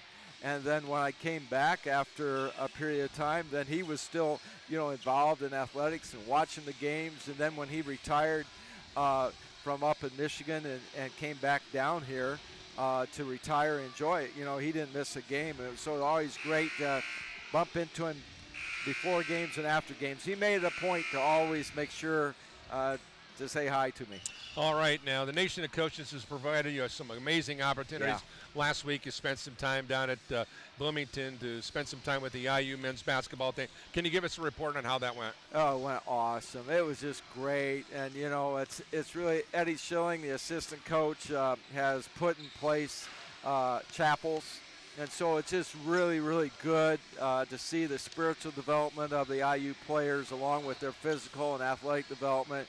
And so it was definitely a great opportunity for me. And then see Demezi, a Riley product, and he hasn't missed chapel, and he's really grown physically and spiritually. So it's been really neat to see that part. So. Those are just tremendous opportunities that I've had through Nation of Coaches. I've been blessed to be a part of this organization. All right, just give us a synopsis from what you've been able to see about your offspring's basketball team Well, you know, I think that, you know, they're still trying to sort through some injuries. It's always going to be, in our league, it's going to be how well they shoot the basketball. And so, you know, it's going to be Trayvon Covington if he shoots the ball well. If it's going to be Ryan Lutz knocking in shots, that's going to be really the key for the success of the Pilots the second half. Is it, are you through the divorce period, if you will, and getting away from it and just staying away as much as possible? How are you feeling about things? Well, you know, you do, but I still, you know, this is my program, this is my opportunity. So, you know, I love it. This is another example. When I'm in the court, come to practice, whatever, they give me a Diet Pepsi within 1 or 2 minutes. And so once he saw me over here, their manager got me a Diet Pepsi. Yeah, I stopped by practice the other day, and nobody gave me anything. But this is fun. You know, it's always been a light foot thing, and it's good to see Cooper running around on the floor, and Robbie and Brittany and Jackie and Justine and everybody here. It's always been that way, and hopefully it always will be that way. We love you, buddy. I love you, too. All right. Thanks, Coach. Mike Lightfoot, so thankful for the opportunity he's afforded us, hired us about 20 years ago to be able to be a part of this men's basketball program. And it's like I tell people, I do high school football for a living, but Bethel basketball is the thing I love the most, man. Yeah, I tell people when we call these men's games, I'm a fan who has a great seat, and I get to talk about the game, but I don't feel like this is working. Yeah, we got to quickly go through the first half stats. Yeah, here the visitors are 7 of 30, 2 of 17 from three-point range, 12%. Knocked down all 6 free throws. They had 21 rebounds, 3 on the offensive end, but 16 turnovers. Individually, Polinato, 0 points, 1 rebound. Nadi, 5 points and a rebound. Zervner, 5 points and a rebound. Simon, 6 points, 4 rebounds. Kennedy, 4 points, 8 rebounds. Henderson, 3 rebounds. Hermkins, 2 points and a rebound, but he's got 3 fouls. For the home team, they're 19 of 46, 41%, 4 of 16, 25% behind the line. They hit all 5 free throws. They had 28 rebounds, 9 on the offensive end. Individually, Luke with 4 points, 2 rebounds. Paul, 4 points, 3 rebounds. Covington, 4 points, a rebound. Cruz, 16 and 7. Lutz, 6 points, 4 rebounds. Pluta, 2 and 2. Hartman, 6 and 6. DeHart, 5 points, 1 rebound. We got to say hello to the Fisher family who enjoyed your Jim Harbaugh comment. Sent a little Go Bucks message over, so thanks for listening. 47-22 on the floor. It's Foreman along with Fisher, Lutz, Cruz, and Covington for the home team. On the floor, it is Kennedy. Over on the far side is Simon, who just launches the triple. No good up court quickly. Here's Trayvon Covington to the goal for 2. If we were 49-22. If we were to see the shooting chart, the shot chart, man, it would be layup, layup, layup, layup for the Pilots. We can get a 10-second violation here. And there it is, 10-second violation. Now, keep in mind, by international rules, it's 8 seconds. That's what the difference is. Yeah, so he should have known well before the whistles blew that he messed up, right? Exactly. That's just Travion and Trayvon at the point of this 2-2-1. Very impressive as a wide open 3 for Covington. 3 on the way, good. Making it 52-22. Now the Pilots have got it in a whole nother gear. Yeah, and then you get to the point where you don't want somebody to get hurt, and you're still getting guys get their legs, a tip ball out of bounds. Guys are still getting their leg, and there's a difference between practice legs and game legs. But like Coach Coop said, there comes a point where you got to balance. Okay, looks like we've got the win here. Now let's make sure nobody gets hurt, and let's still work on some things. Look at the expression on Chris Oliver's face. He's probably wishing he was back at Notre Dame right now. Yeah, with a basketball here at the top now. Kennedy down the right side of the lane, around the back dribble. He lost the handle on it. Fisher's there with the steal, now to Covington. Trayvon to the goal. Missed the shot. Foreman tries to track it down, and then the ball dribbles off the fingertips of Taloy Simon of Windsor. Pilots at 13-3 overall. Lancers at 5-10. They're 3-8 in the Ontario University Athletic Conference. The University Sports Conference in Canada was made up by 20 institutions. Cruz, the only player in double figures right now. Here's Fisher to the goal. And come down awkward, down on that right hip. Got up quick. We'll see how that feels in holding that elbow there a little bit. Yeah, that left elbow. And that'll send Luke to the line. Good to see Mike Lightfoot hanging out with Scott Cooper over there on the far side. Scott Cooper is just one of the neat guys in college basketball. And I'll have to point out that he lives a street over from from where Tanya Condry and I live, and we have a chance to see them just about every day when we walk our respective puppies. And Fisher with one more opportunity. Coach sporting his media pass there as he calls games over for Notre Dame. Yep. Happy for Mike to have that, afforded that opportunity. All the hardware here, give you that opportunity with the success he's had. Here's a jump pass out here to the right now, here to Simon. He tries to finish, couldn't. Cruz will push it up. Cruz down the left side, hits the trailer Lutz. 3, good. Should have been a 2 as he stepped. All 3 officials missed that, but his left foot was on the blue line. We'll take the 3. 56-22, 18-17. Now over the timeline now. Polinato Cruz picks up the infraction here, and nice job of showing sportsmanship here to pick up Chris Polinato. And we talk about his understanding of the game, Paul. He's been at the point of this press now for 21 and 22 minutes, and that's his first foul. Just being smart. We see guys all the time pick up silly fouls 30 feet from the basket. Ball here at the top now. Here's Kennedy. Kennedy one-on-one against Foreman. Swings it on the right side, coming around a screen with Simon, and he launches the triple into the net, making it 56-25. Yeah, Travion got caught up on a big screen there and didn't get any hedge or help from the big. Here, left elbow is coming to back out the Foreman at the point. Gives way to Cruz on the right wing. Wrap around to the low post to Foreman. He's double teamed. And ball deflected into the hands of Fisher. And then he kicks it out for Lutz, and he buries the triple. Right place, right time, Ryan Lutz. Lutz now 4 of 8 from downtown. He has 12 points. Ball deep right corner. Oh, nice pass. Oh, and a block by Covington coming down the lane. Here's Cruz leading the breakout. Cruz to the goal with the score. 61-25 Pilots. Polinato's asking if that's goaltend. No way, it's just a great athletic play. Great block by Trayvon to get things started. Foreman and Fisher to the bench. And bringing on Jawan Carpenter. I believe, in my own humble opinion, that Jawan Carpenter is the X factor as the Pilots go into Crossroads League play. Because there are going to be moments in the game. Here's a nice little finger roll for a deuce for Kennedy, making it 61-27. He's going to have to play some pivotal minutes when Foreman or Fisher get into foul trouble. Yeah, those two have stayed out of foul trouble today, but we know that when they're in foul trouble, it's important. And Wrestler coming back is going to help. You have him and Jawan. Cruz with a shot. That's a brick rebound. There's Carpenter deflecting it out to Hartman. Kyle comes across the lane, flares into the far right corner. Now back to Lutz at the top. Goes left side now to Cruz into the corner. Trayvon Covington. Shot no good. A rebound. Nicely placed inside was the big fellow, Pim Herkmans, the 6'9", 200-pound senior. Back the way pull up. Simon for 3. Good. 61-30. Back-to-back triples for Simon. He's got 12 now on the afternoon. Cruz and it's a moving screen by Jawan. It was Jawan Carpenter with the moving screen. And that'll be Windsor basketball. Ryan pointed to the official in front of us, who I don't think has blown his whistle today, and Ryan's saying, Jason, that's his call. And Jason's, I know, Ryan, but I can't let your guy run over. And he's right. This official here, I don't know that he's blown it, and so Jason had to make the call. It's the right call. There's Noddy passing up to the deep right corner. Skip pass to the far wing. 3, Henderson, no good. Henderson gets the long rebound, throws it inside. Lutz was there defensively. They deflect it to Carpenter. Now Cruz pushes it up.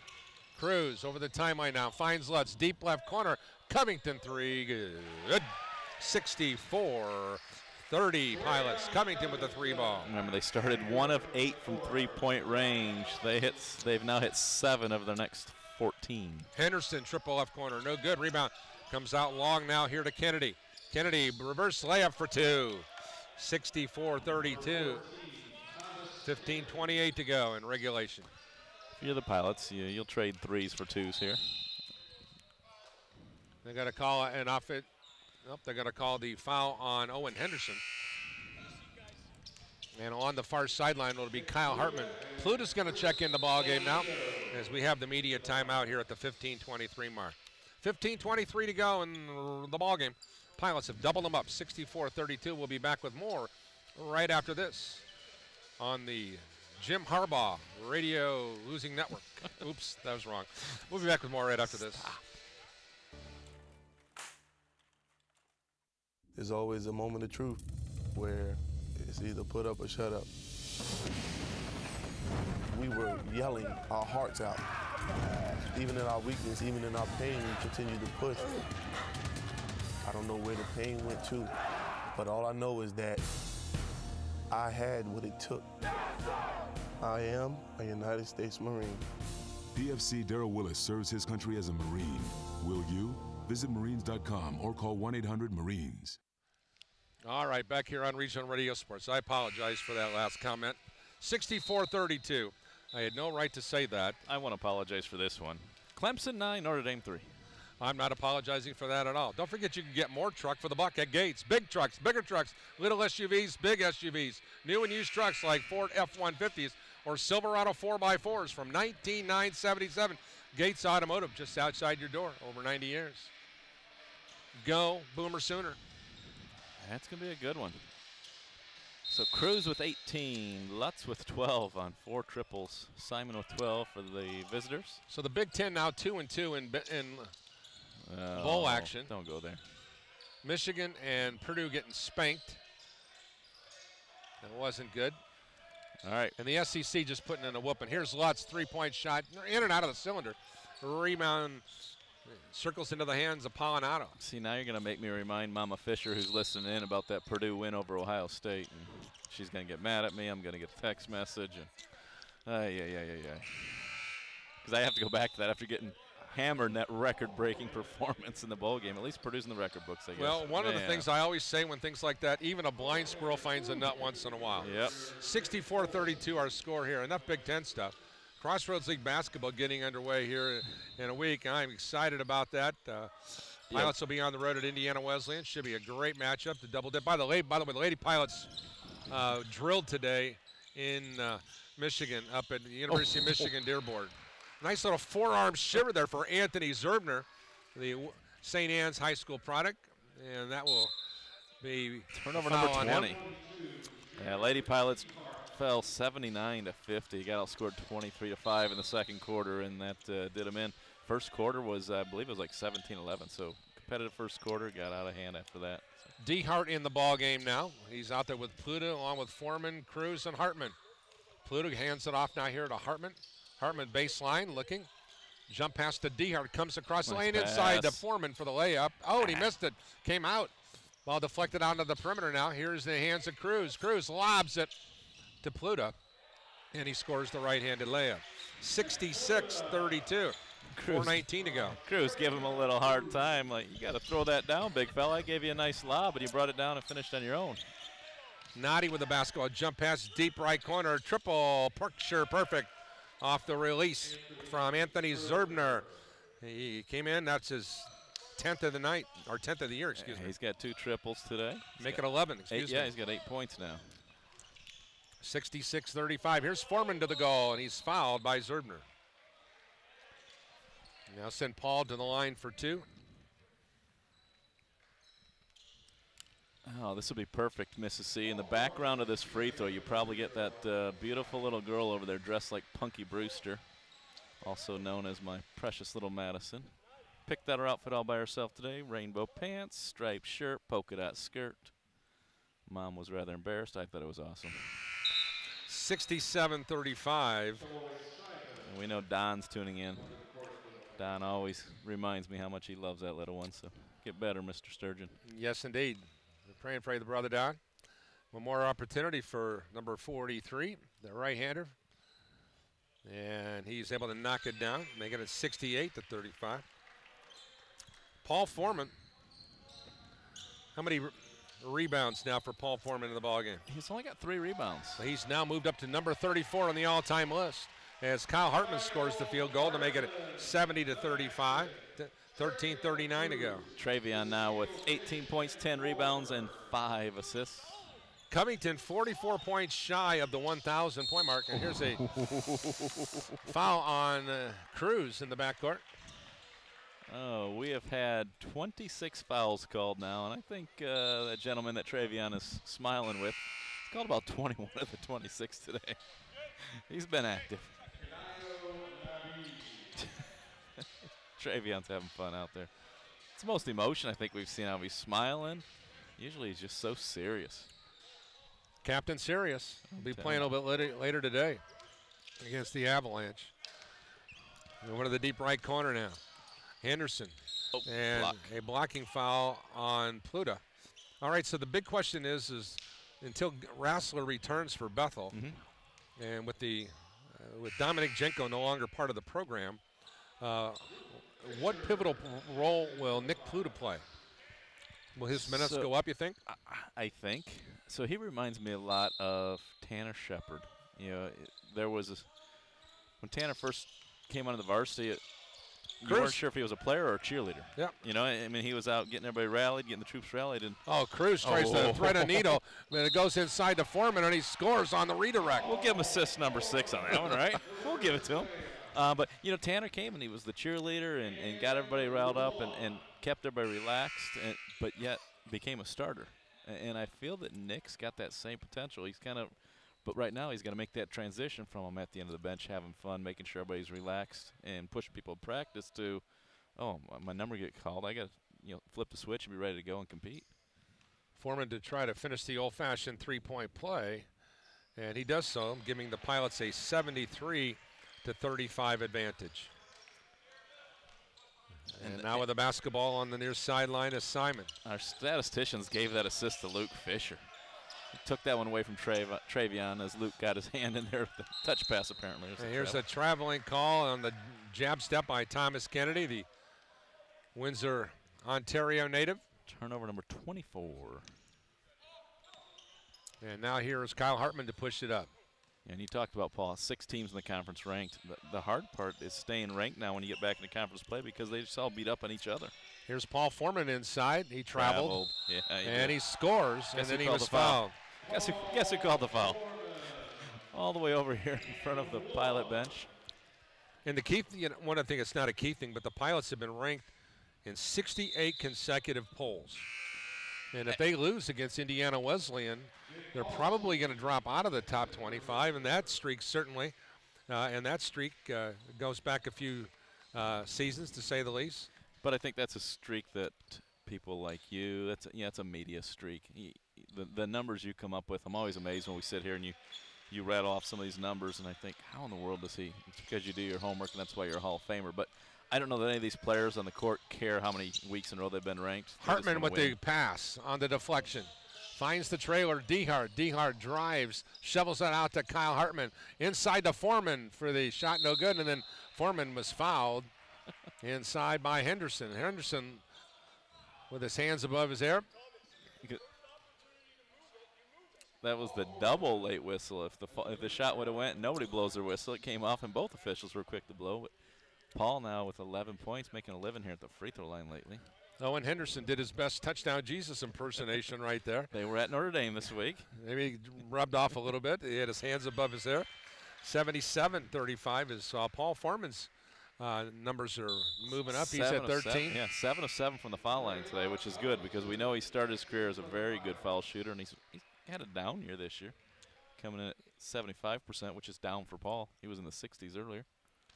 And the right-hander with one more opportunity, and he, as soon as you say that, the sportscaster's curse. 77-35 Bethel. 12:25 to go in regulation. You just want to make sure that Luke and him both missed one today. They're good buddies. They want to make sure they take care of each other. Yeah. Here's Simon with a right-handed hook. Beautiful shot. He scores. 77-37. There's Trayvon cherry picking, doing what he does best, besides dropping threes. 79-37 is TBC is straight to the goal there for 2. He will never make an all-defensive team, I'll tell you that. But he likes to get down and release after the ball goes in the bucket. Here's Kennedy flaring to the right wing, goes into the corner to Pulaski. Simon back to the far wing. Simon for 3, no good. Rebound, Paul Foreman. Now to Cruz. Cruz pushes it up the left side. Juwan Carpenter's going to check in at the next whistle. Here's Luke Fisher. Fakes, shoots the hook, right, scores. Nice little jab step hook by the big fella from Archibald, Ohio. Nice finish for Luke. He's now got 7 points to go along with 3 rebounds, 3 assists. 81-37. Nice little touch pass into the corner for Pulaski. And then back out here to the top to number 9, Noddy. Noddy here in between the circles. Guarded by Fisher, drives down the left side of the lane, and Luke got him on the hip, and that'll be a foul on Luke. And that'll send Noddy to the line where he is a 54% free throw shooter. Only averages 2 points and a rebound and a turnover a game. But number 9 is going to the line.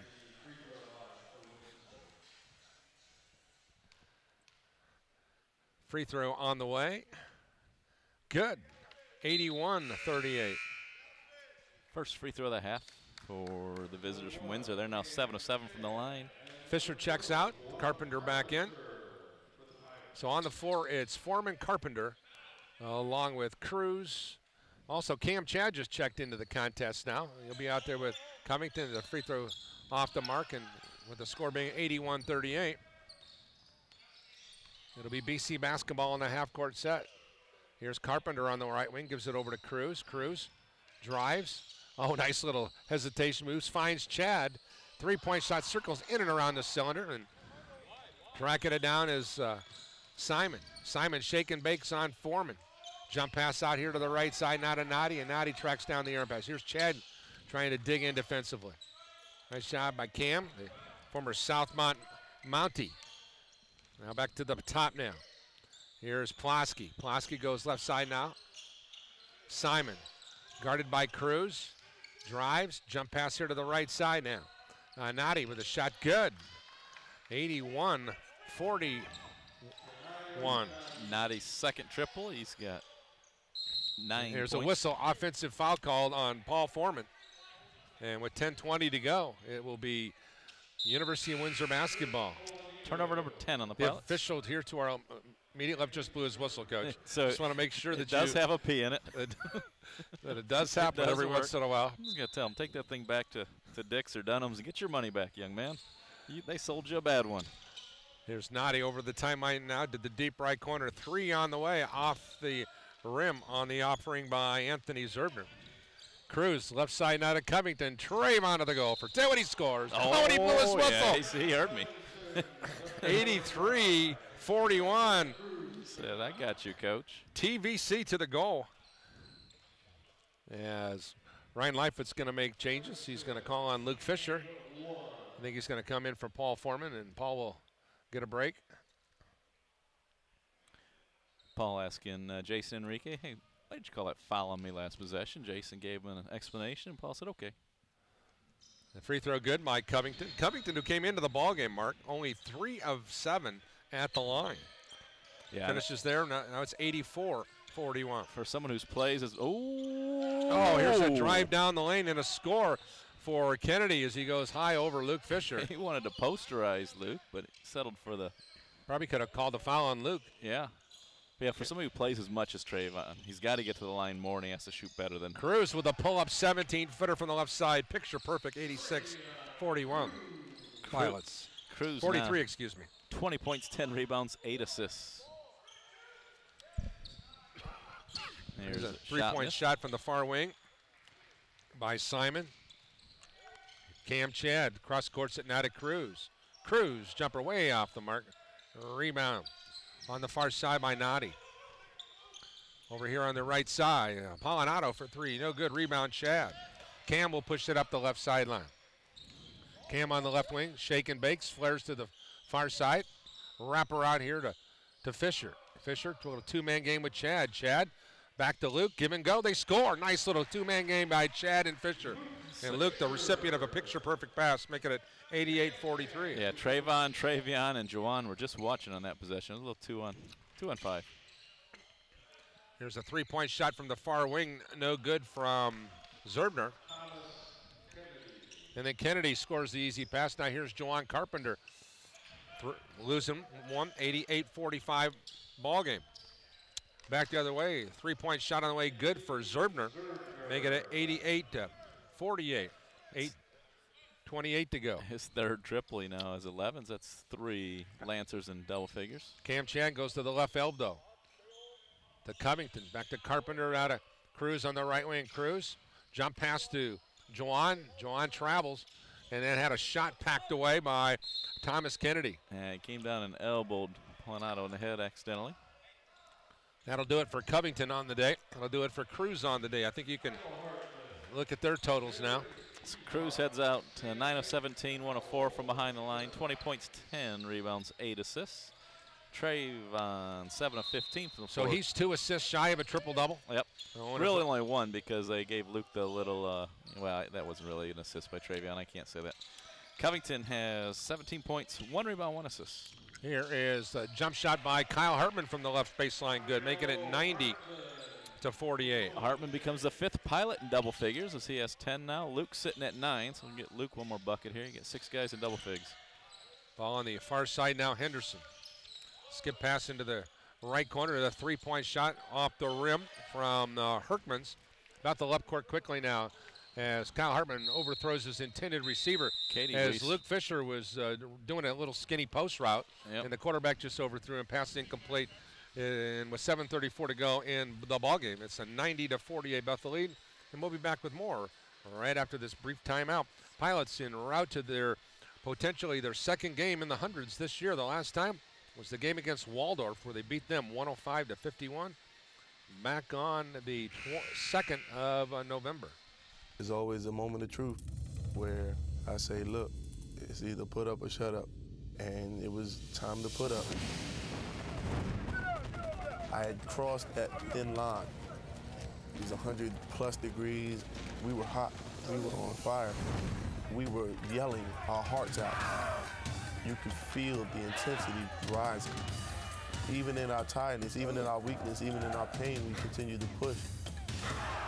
I told myself, you can suck up the pain for another 1.5 miles, and you will be a Marine.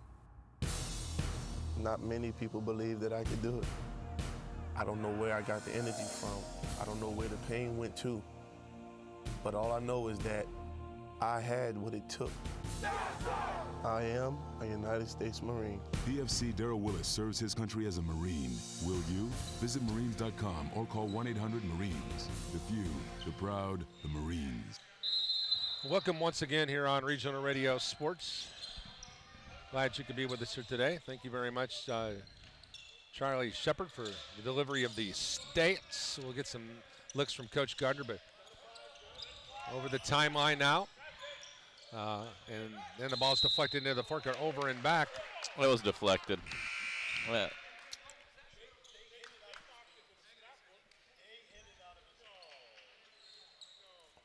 Jason says that's a good call, and I'm a fan of Jason's, as we know, so that's a good call. Although I agree with the coach. Chris Oliver. Is it? Can I do that? No, I thought the Pilots tipped that there. I'm with Windsor on this one. Here's McDowell, who just checked into the ball game now. Hits the cutter now in Jared Dehart. Dehart shovels it over to Cruz, first 2. Somebody told him he was two assists away from a triple-double. 92-48, 7:04 to go. And he misunderstood him and scored 2 more points. Ball deflected out of bounds. That's it, Ryan just said, hey, we put you in to get 2 assists, not 2 points. Yeah, now with the ball on the far sideline now. Noddy to inbound. No, check that. Yep, my apologies. It is Noddy to inbound. Goes into the back court here now. Hartman going one-on-one. That's Polinato over the timeline, and they're going to 10-second violation.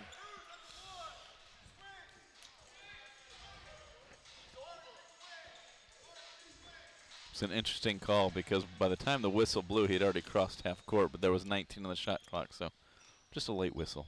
Cruz with the ball goes over here to Hartman. Back out top to McDowell. Back to Cruz. Cruz around a screen. Bounce pass to McDowell. Missed the shot. Travion looks at the bench like, I did what I was supposed to. He didn't finish, coach. McDowell, Sam, from the product of Fowlerville, Michigan. A 6'4", 195-pound junior. 2 points, 2 rebounds. Playing in only his 4th game of the year. Number 24 will go to the line here. And Pluta getting ready to check back in for the home team. Getting ready to check back into the ballgame for the visitors from Ontario will be Taloy Simon. And McDowell. Deep knee bend, free throw on the way, rattles it around and no good. Dehart checks out of the ball game now. Fisher checks out of the ball game now, and now Chad and Pluta return. So on the floor, it is Hartman, Cruz, McDowell, Chad, and Pluta for the homestanding Pilots.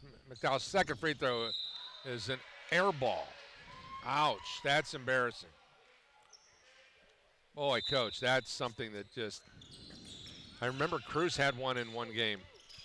And the look on his face, this ball's coming our way, I Coach. thought we were getting that one. I thought so, too. Here's Henderson for three in the corner. Nothing but the bottom of the net. 92-51. 6:29 to go in the ball game. Cruz with the ball right wing now. Triple number 8 for the visitors. Shovels it over here now to McDowell. McDowell knifes inside, missed the shot. Cruz tipped it up. And the rebound finally tracked down by Simon. And the ball's deflected off of Windsor Lancer, and Travion yelling at Pluta going, I kicked it out to you for a wide open 3, then you pass it. Apparently not everybody's on the same game plan as Ryan and Travion here about getting 2 more assists. Cruz now will walk it up over the timeline. Asking for a cutter, goes now to McDowell. Back to Cruz. Cruz looking for help. Looking, goes over here to Pluta. Back to McDowell. Into the corner now to Hartman. Hartman on the drive with a layup. 94-51. Travion just turned to the bench, said, Ryan, get me out. It's not worth the stats to still be out here doing this. That's a good move by him. 3-point shot from the far wing is a brick on the offering by Chris Palinato. Here's Cruz now into the corner to McDowell. Back to Cruz. Looking for some help. Goes back to Hartman. Now the near side to Cam Chad. Chad backs up, 3 on the way, off the rim, no good. Rebound tracked down by Thomas Kennedy of Windsor. Windsor on the breakout. There's the ball deflected around. That went off of Cam Chad. No. They're going to say it's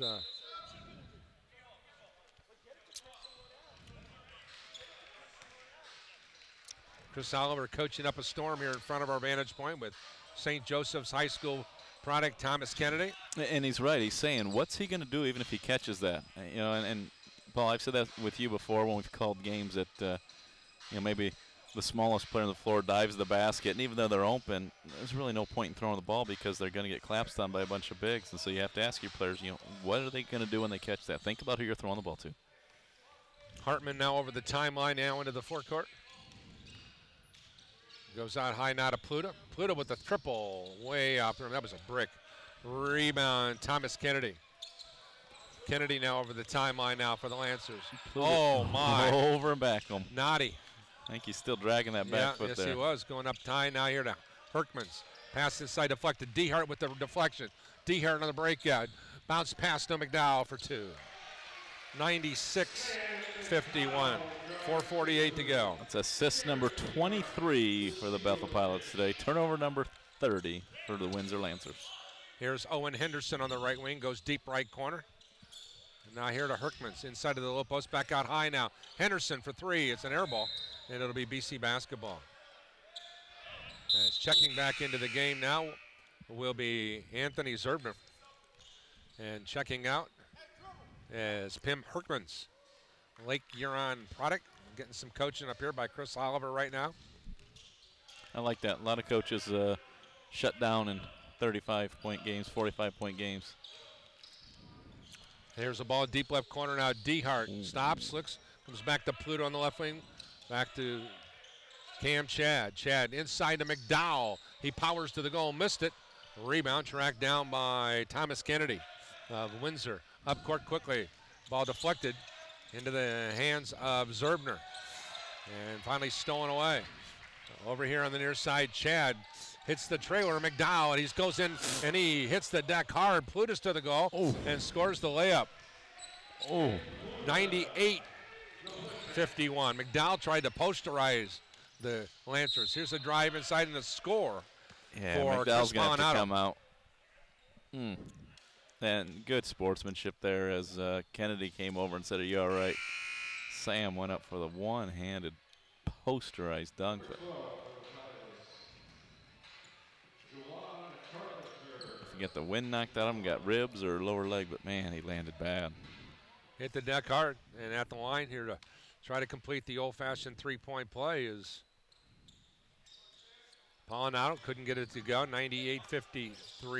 3:42 to go. Dehart, ball on the near side wing. Looks for reversal. And a foul on the perimeter whistled on Polinato. Look the way Jason Enrique, the way he holds up the 5 and the 3, because once again, the numbers of 6, 7, 8, and 9 are not available in our game in the States. It's funny you say that because I just picked up girls basketball spirit wear orders from a local middle school the other day, and some of the players put down uniform number 7, number 8, number 9. So I texted the coach and said, did you assign numbers or did the girls just make these numbers up? Because I know enough about the game that this isn't normal to be putting these numbers on uniforms. And so I'm waiting to hear the answer because I'm with you. I've been around a long time, and it's 0 through 5 for your numbers. Yep. Unless you're in the NBA. Dehart was 1 of 2 on that last trip down the line. Ball here on the right side now. Kennedy, skip pass over there, deflected by Pluta, out of bounds. And hopping back in will be Pim Herkmans. And exiting stage right again will be Anthony Zerbner. Zerbner lumbering off the floor. And Windsor to inbound. Nice little pass inside, and a foul called on Hartman as Polinato went streaking to the goal, and he'll earn him 2 free shots at 3:14 to go in the ball game. Let's give credit to the real MVP of this Bethel team, trainer Josh Newton, over there checking out Mr. McDowell. We know that he has his hands full when you got players like Ryan Lutz and Luke Fisher and Paul Foreman on your team. You're trying to tape them together, wrap them together, do whatever you can to get these guys through a season.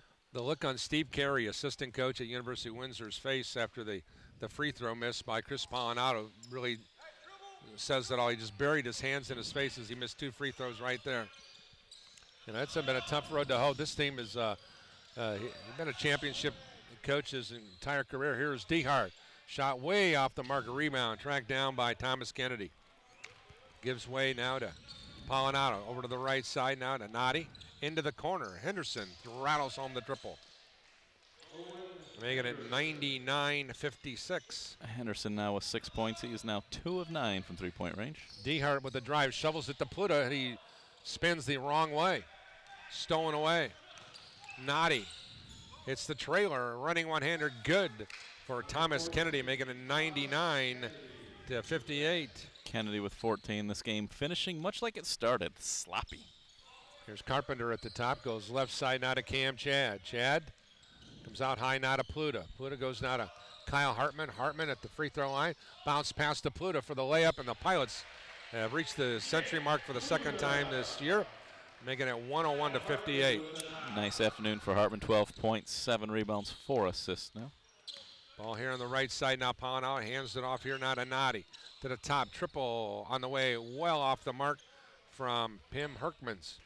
And the Pilots with $1:50 to go in the ball game will have the ball into the hands of Kyle Hartman at the deep right corner. Goes to Pluta. Pluta's going to back in, and a shot blocked away, and then it's off a gray jersey, and it'll be BC basketball to inbound with 19 on the shot clock. Thomas Kennedy tonight, 7 of 11 from the floor, 14 points, 14 rebounds for the visitors.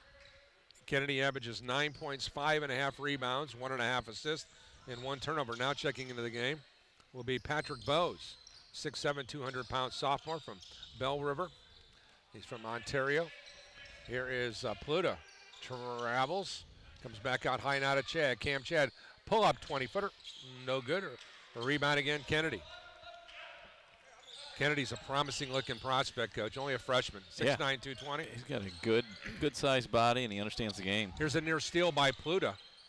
Ball into the hands of Pulaski, goes into the far wing, triple good for Owen Henderson, making it 101-61. Henderson was 1 of his first 8 from three-point range, and now he's knocked down his last 2, probably thinking, why now?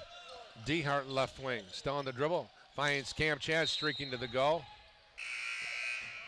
And now, once again, Bowes checks in and checking out the promising freshman Thomas Kennedy. You know, look forward to seeing Kennedy by the time he's a senior. He'll be a fine player under Chris Oliver. Here's Cam Chad with a fadeaway 14-footer as an air ball. tough afternoon for Cam as he's now 0 of 4 from the floor. There's a traveling call. Cam Che did a nice play defensively there to create that turnover on Taloy Simon. Turnover number 32. Pilots' next basketball game against the Wildcats of Indiana Wesleyan University, number 4 ranked team, on the 5th of January. We'll be on the road at Marion at the Lucky Arena. Carpenter gives way now to Cam Chad. Hands it off to Pluto on the near wing. Pluto back out to the top to Jared Dehart. 10 on the shot clock. Dehart shake and bakes. Pull up 20-footer. Good. 103-61. The old Rich.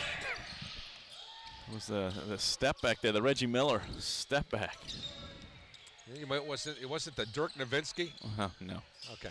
Here's the jump shot from the right side. No good. Carpenter with the rebound. Pilots will not reach their season high in points because they're going to hold the ball here. And that'll do it. Final score here from Mike Lightfoot Court on the campus of Bethel College in Mishawaka. 103-61. Windsor drops to 5-11. The Pilots improve to 14-3. We'll be back right after this short timeout on the Regional Radio Sports Network.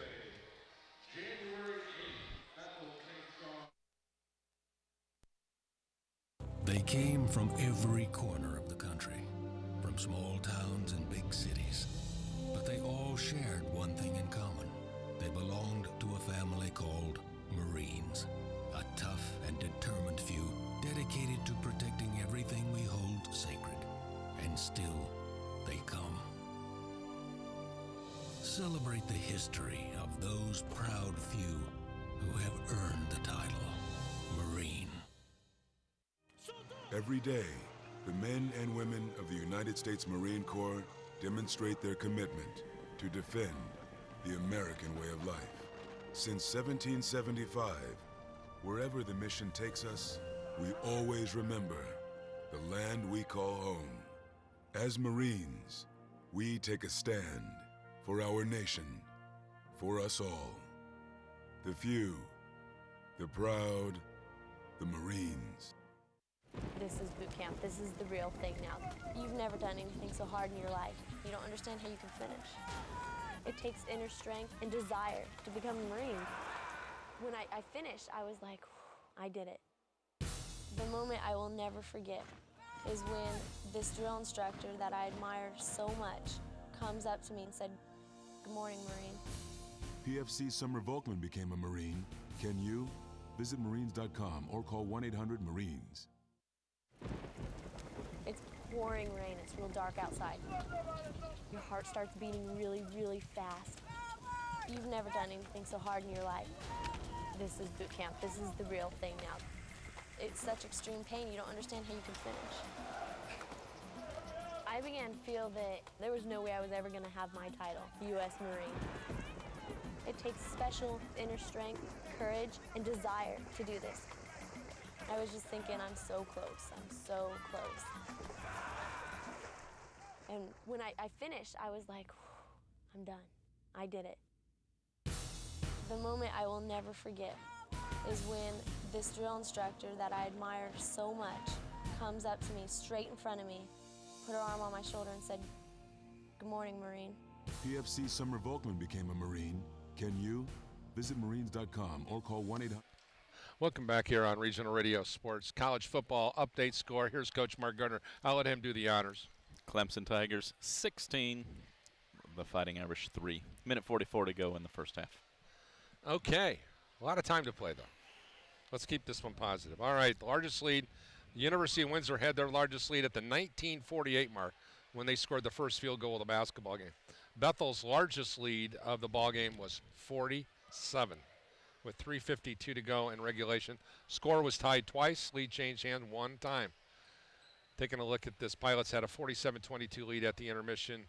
Of course, scored 56 points in the second 20. Win the ball game 103-61.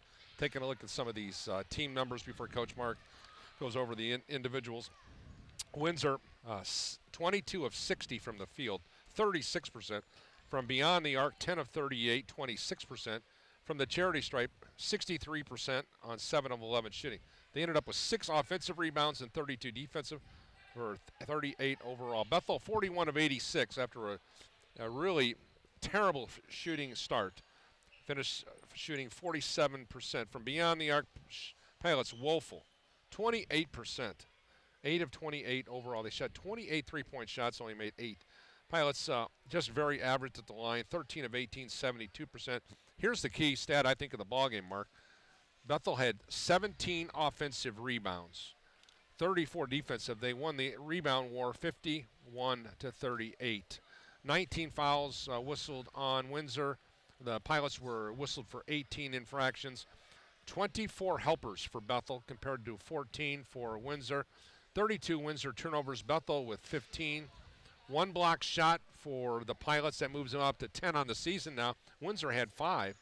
7 steals for Windsor, and here's the big one. 18 steals for the home team, Mark. I don't know that we've ever seen this number here, Paul. 50 points off turnovers.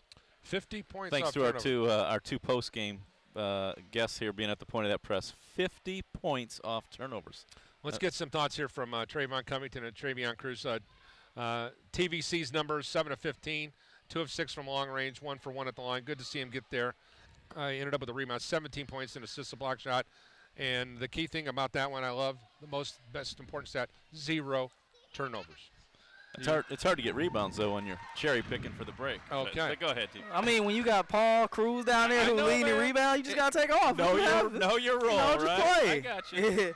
No, but definitely just coming in, trying to make a statement game, trying to show that we're making defense a priority. And that 80 press is how we show that we're going to make a statement this year and we're going to be poised on defense. And our defense transitions to our offense, and you've seen that. First half, we didn't play very well. We played okay. We didn't play like we wanted to, but second half, we definitely came out here and made a statement. You know, we saw that Mark and I did a women's game yesterday at Holy Cross, and the teams had a hard time getting their legs going, and it just seems like we saw it again today. I asked Ryan before the game, do you think there's going to be some problems with the legs? And he says, I don't think so. Well, it happens. You guys didn't. And I think the press, by instituting the press, that got the legs going, right? Yeah, I think we just missed a lot of we got good looks in the first half. We just didn't make them. You know, but we can't let our offense dictate what we do on defense. We got to do the opposite way around. Defense has to dictate offense. Okay. Next time, from here on in, it's for real. Yeah, man. IWU, Spring Arbor, and Marion. That's a tough 3. IWU at IWU. We got Marion, and we got Spring Arbor. We got to focus one at a time. IWU's first, so. Okay, good luck. Appreciate it. Happy New Year, buddy. You too. All right, let's get some thoughts here from Travion Cruz, who was a couple assists shy of the triple-double. I think they put you back in to try to pick up those 2 helpers. But nobody told Nick, right? Right. Yeah, I mean, come on. And then eventually you just said, just take me out of the game, right? Yeah. They just take me out. Let our bench have some fun and get out there and play hard. Okay, give us your thoughts on the way the game unfolded. Real sloppy at the beginning. Yeah. You guys didn't make shots that you normally make. Yeah. Do you enjoy playing in that type of game where it's just helter-skelter? Oh, yeah. I mean, we get to see who we really are. Obviously, we weren't focused in the first half and we weren't doing the stuff that we know we are capable of doing. So then we come second half and come out and we play a much better game. Mark and I thought you shot the ball. You looked to shoot more tonight than any other game during the year. Have you changed your mindset? Because Mark and I, and we'll be honest, you can go back and listen to the broadcast and watch them. We've wanted you, and once again, it's just us. Yeah. And I'm not saying what Coach Life would say. We want you to shoot more. Yeah. Well, I just want to come out today and be aggressive and try to get the tempo going early for us. So I feel like we both have felt that if you have that aggressive nature, that sets the tone for everybody else. But once again, that's what Mark and I are seeing. Ryan might have a complete our coaches say the same thing, but I still feel like I'm a point guard at heart, so I want to try to get my guys going first, and then I try to be aggressive, going second. Yeah, 13 first-half shot attempts, which was a season high, I think. But we've talked all year, man. You make it look so easy. You know, your stats, you're not getting triple-doubles because you're putting up 30 shots a game. You're not getting triple-doubles because we're playing 5-in, 5-out full court press, scoring 120 a game. You just play within yourself. Yeah. Now, I will also say something I thought you were more relaxed. I saw you smiling out here. Yeah. We've called you Captain Serious all year, but tonight you're having a little fun. Yeah. We're just happy. We're happy to be back playing, and we was beating up on each other all week, so we're happy to just be back playing somebody else and just get this thing back rolling. What's your thoughts looking forward to taking on that really good team that calls Marion, Indiana home? Yeah, I can't wait, man. We've been waiting for it, but we've been preparing with other teams, so we actually ready to go into the second half of the conference and get going. All right, buddy. Congratulations on the big win today. Appreciate it. Once again, go ahead, kid, Mark, and just go wrap up those individual numbers. But Cruz, 10 of 18, as you alluded to, 1 of 4 from downtown, made his only free throw. 9 defensive rebounds, 1 offensive for a total of 10, 2 fouls, 22 points, 8 assists, 1 turnover, and 5 steals. Well, I mean, what do you say about that? Yeah, I didn't recognize the 5 steals. We'll throw that in there as well. But I guess when there's 32 turnovers, there's a lot of opportunities for steals. But for Palomano was 1 of 10 from the floor, 0 of 7 3-point range, 2 points, 2 rebounds. Nadi had 9 points, 2 rebounds. Zerner had 11 points and a rebound. Simon, 14 points, 6 rebounds. We talked about Thomas Kennedy, the promising young freshman, 14 points, 15 rebounds, 2 assists. Owen Henderson, 9 points, 5 rebounds. Herkmans had 2 points, 2 rebounds, and Polsky added 2 rebounds. For the home team, Luke Fisher, 9 points, 3 rebounds, 3 assists. Paul Foreman, 13 points, 4 rebounds. Trayvon, 17 points, a rebound, an assist, and a steal. Travion, 22, 10, 8, and 5 steals. Lutz, 12 points, 5 rebounds, 2 assists, 4 steals. Pluta, 8 points, 4 rebounds. Hartman, 12 points, 7 rebounds, 4 assists, and 3 steals. Juwan Carpenter grabbed 7 boards. Cam Chad had 2 rebounds. DeHart had 8 points, a rebound, 3 assists. And Sam McDowell, 2 points and a rebound before leaving with an injury there after 4 minutes. So hopefully Sam's healthy and back at practice on Monday. All right, we'll be back with you again coming up this week. Or actually, Mark and I will be with you on Monday at 1 o'clock over at the McCann Arena as the Holy Cross women will be in action against Concordia. And then, of course, we'll be back with Bethel men's basketball on the 5th of January. Once again, the final score here in today's game, the Pilots win at 103-61. They win their 14th game of the season. For all of us at Regional Radio Sports, a special thanks to Chris Oliver, along with Ryan Lightfoot, Travion Cruz, Trayvon Covington, our special halftime guest, Scott Cooper, Mike Lightfoot, all joining us at the intermission. It's good to have those coaches on. For all of us at Regional Radio Sports, we hope you had a great 2019, and we pray that God's eternal blessings will be upon you and your families as you move into the 2019 calendar year. For all of us at Regional Radio Sports, Semper Fidelis. Good night, everyone.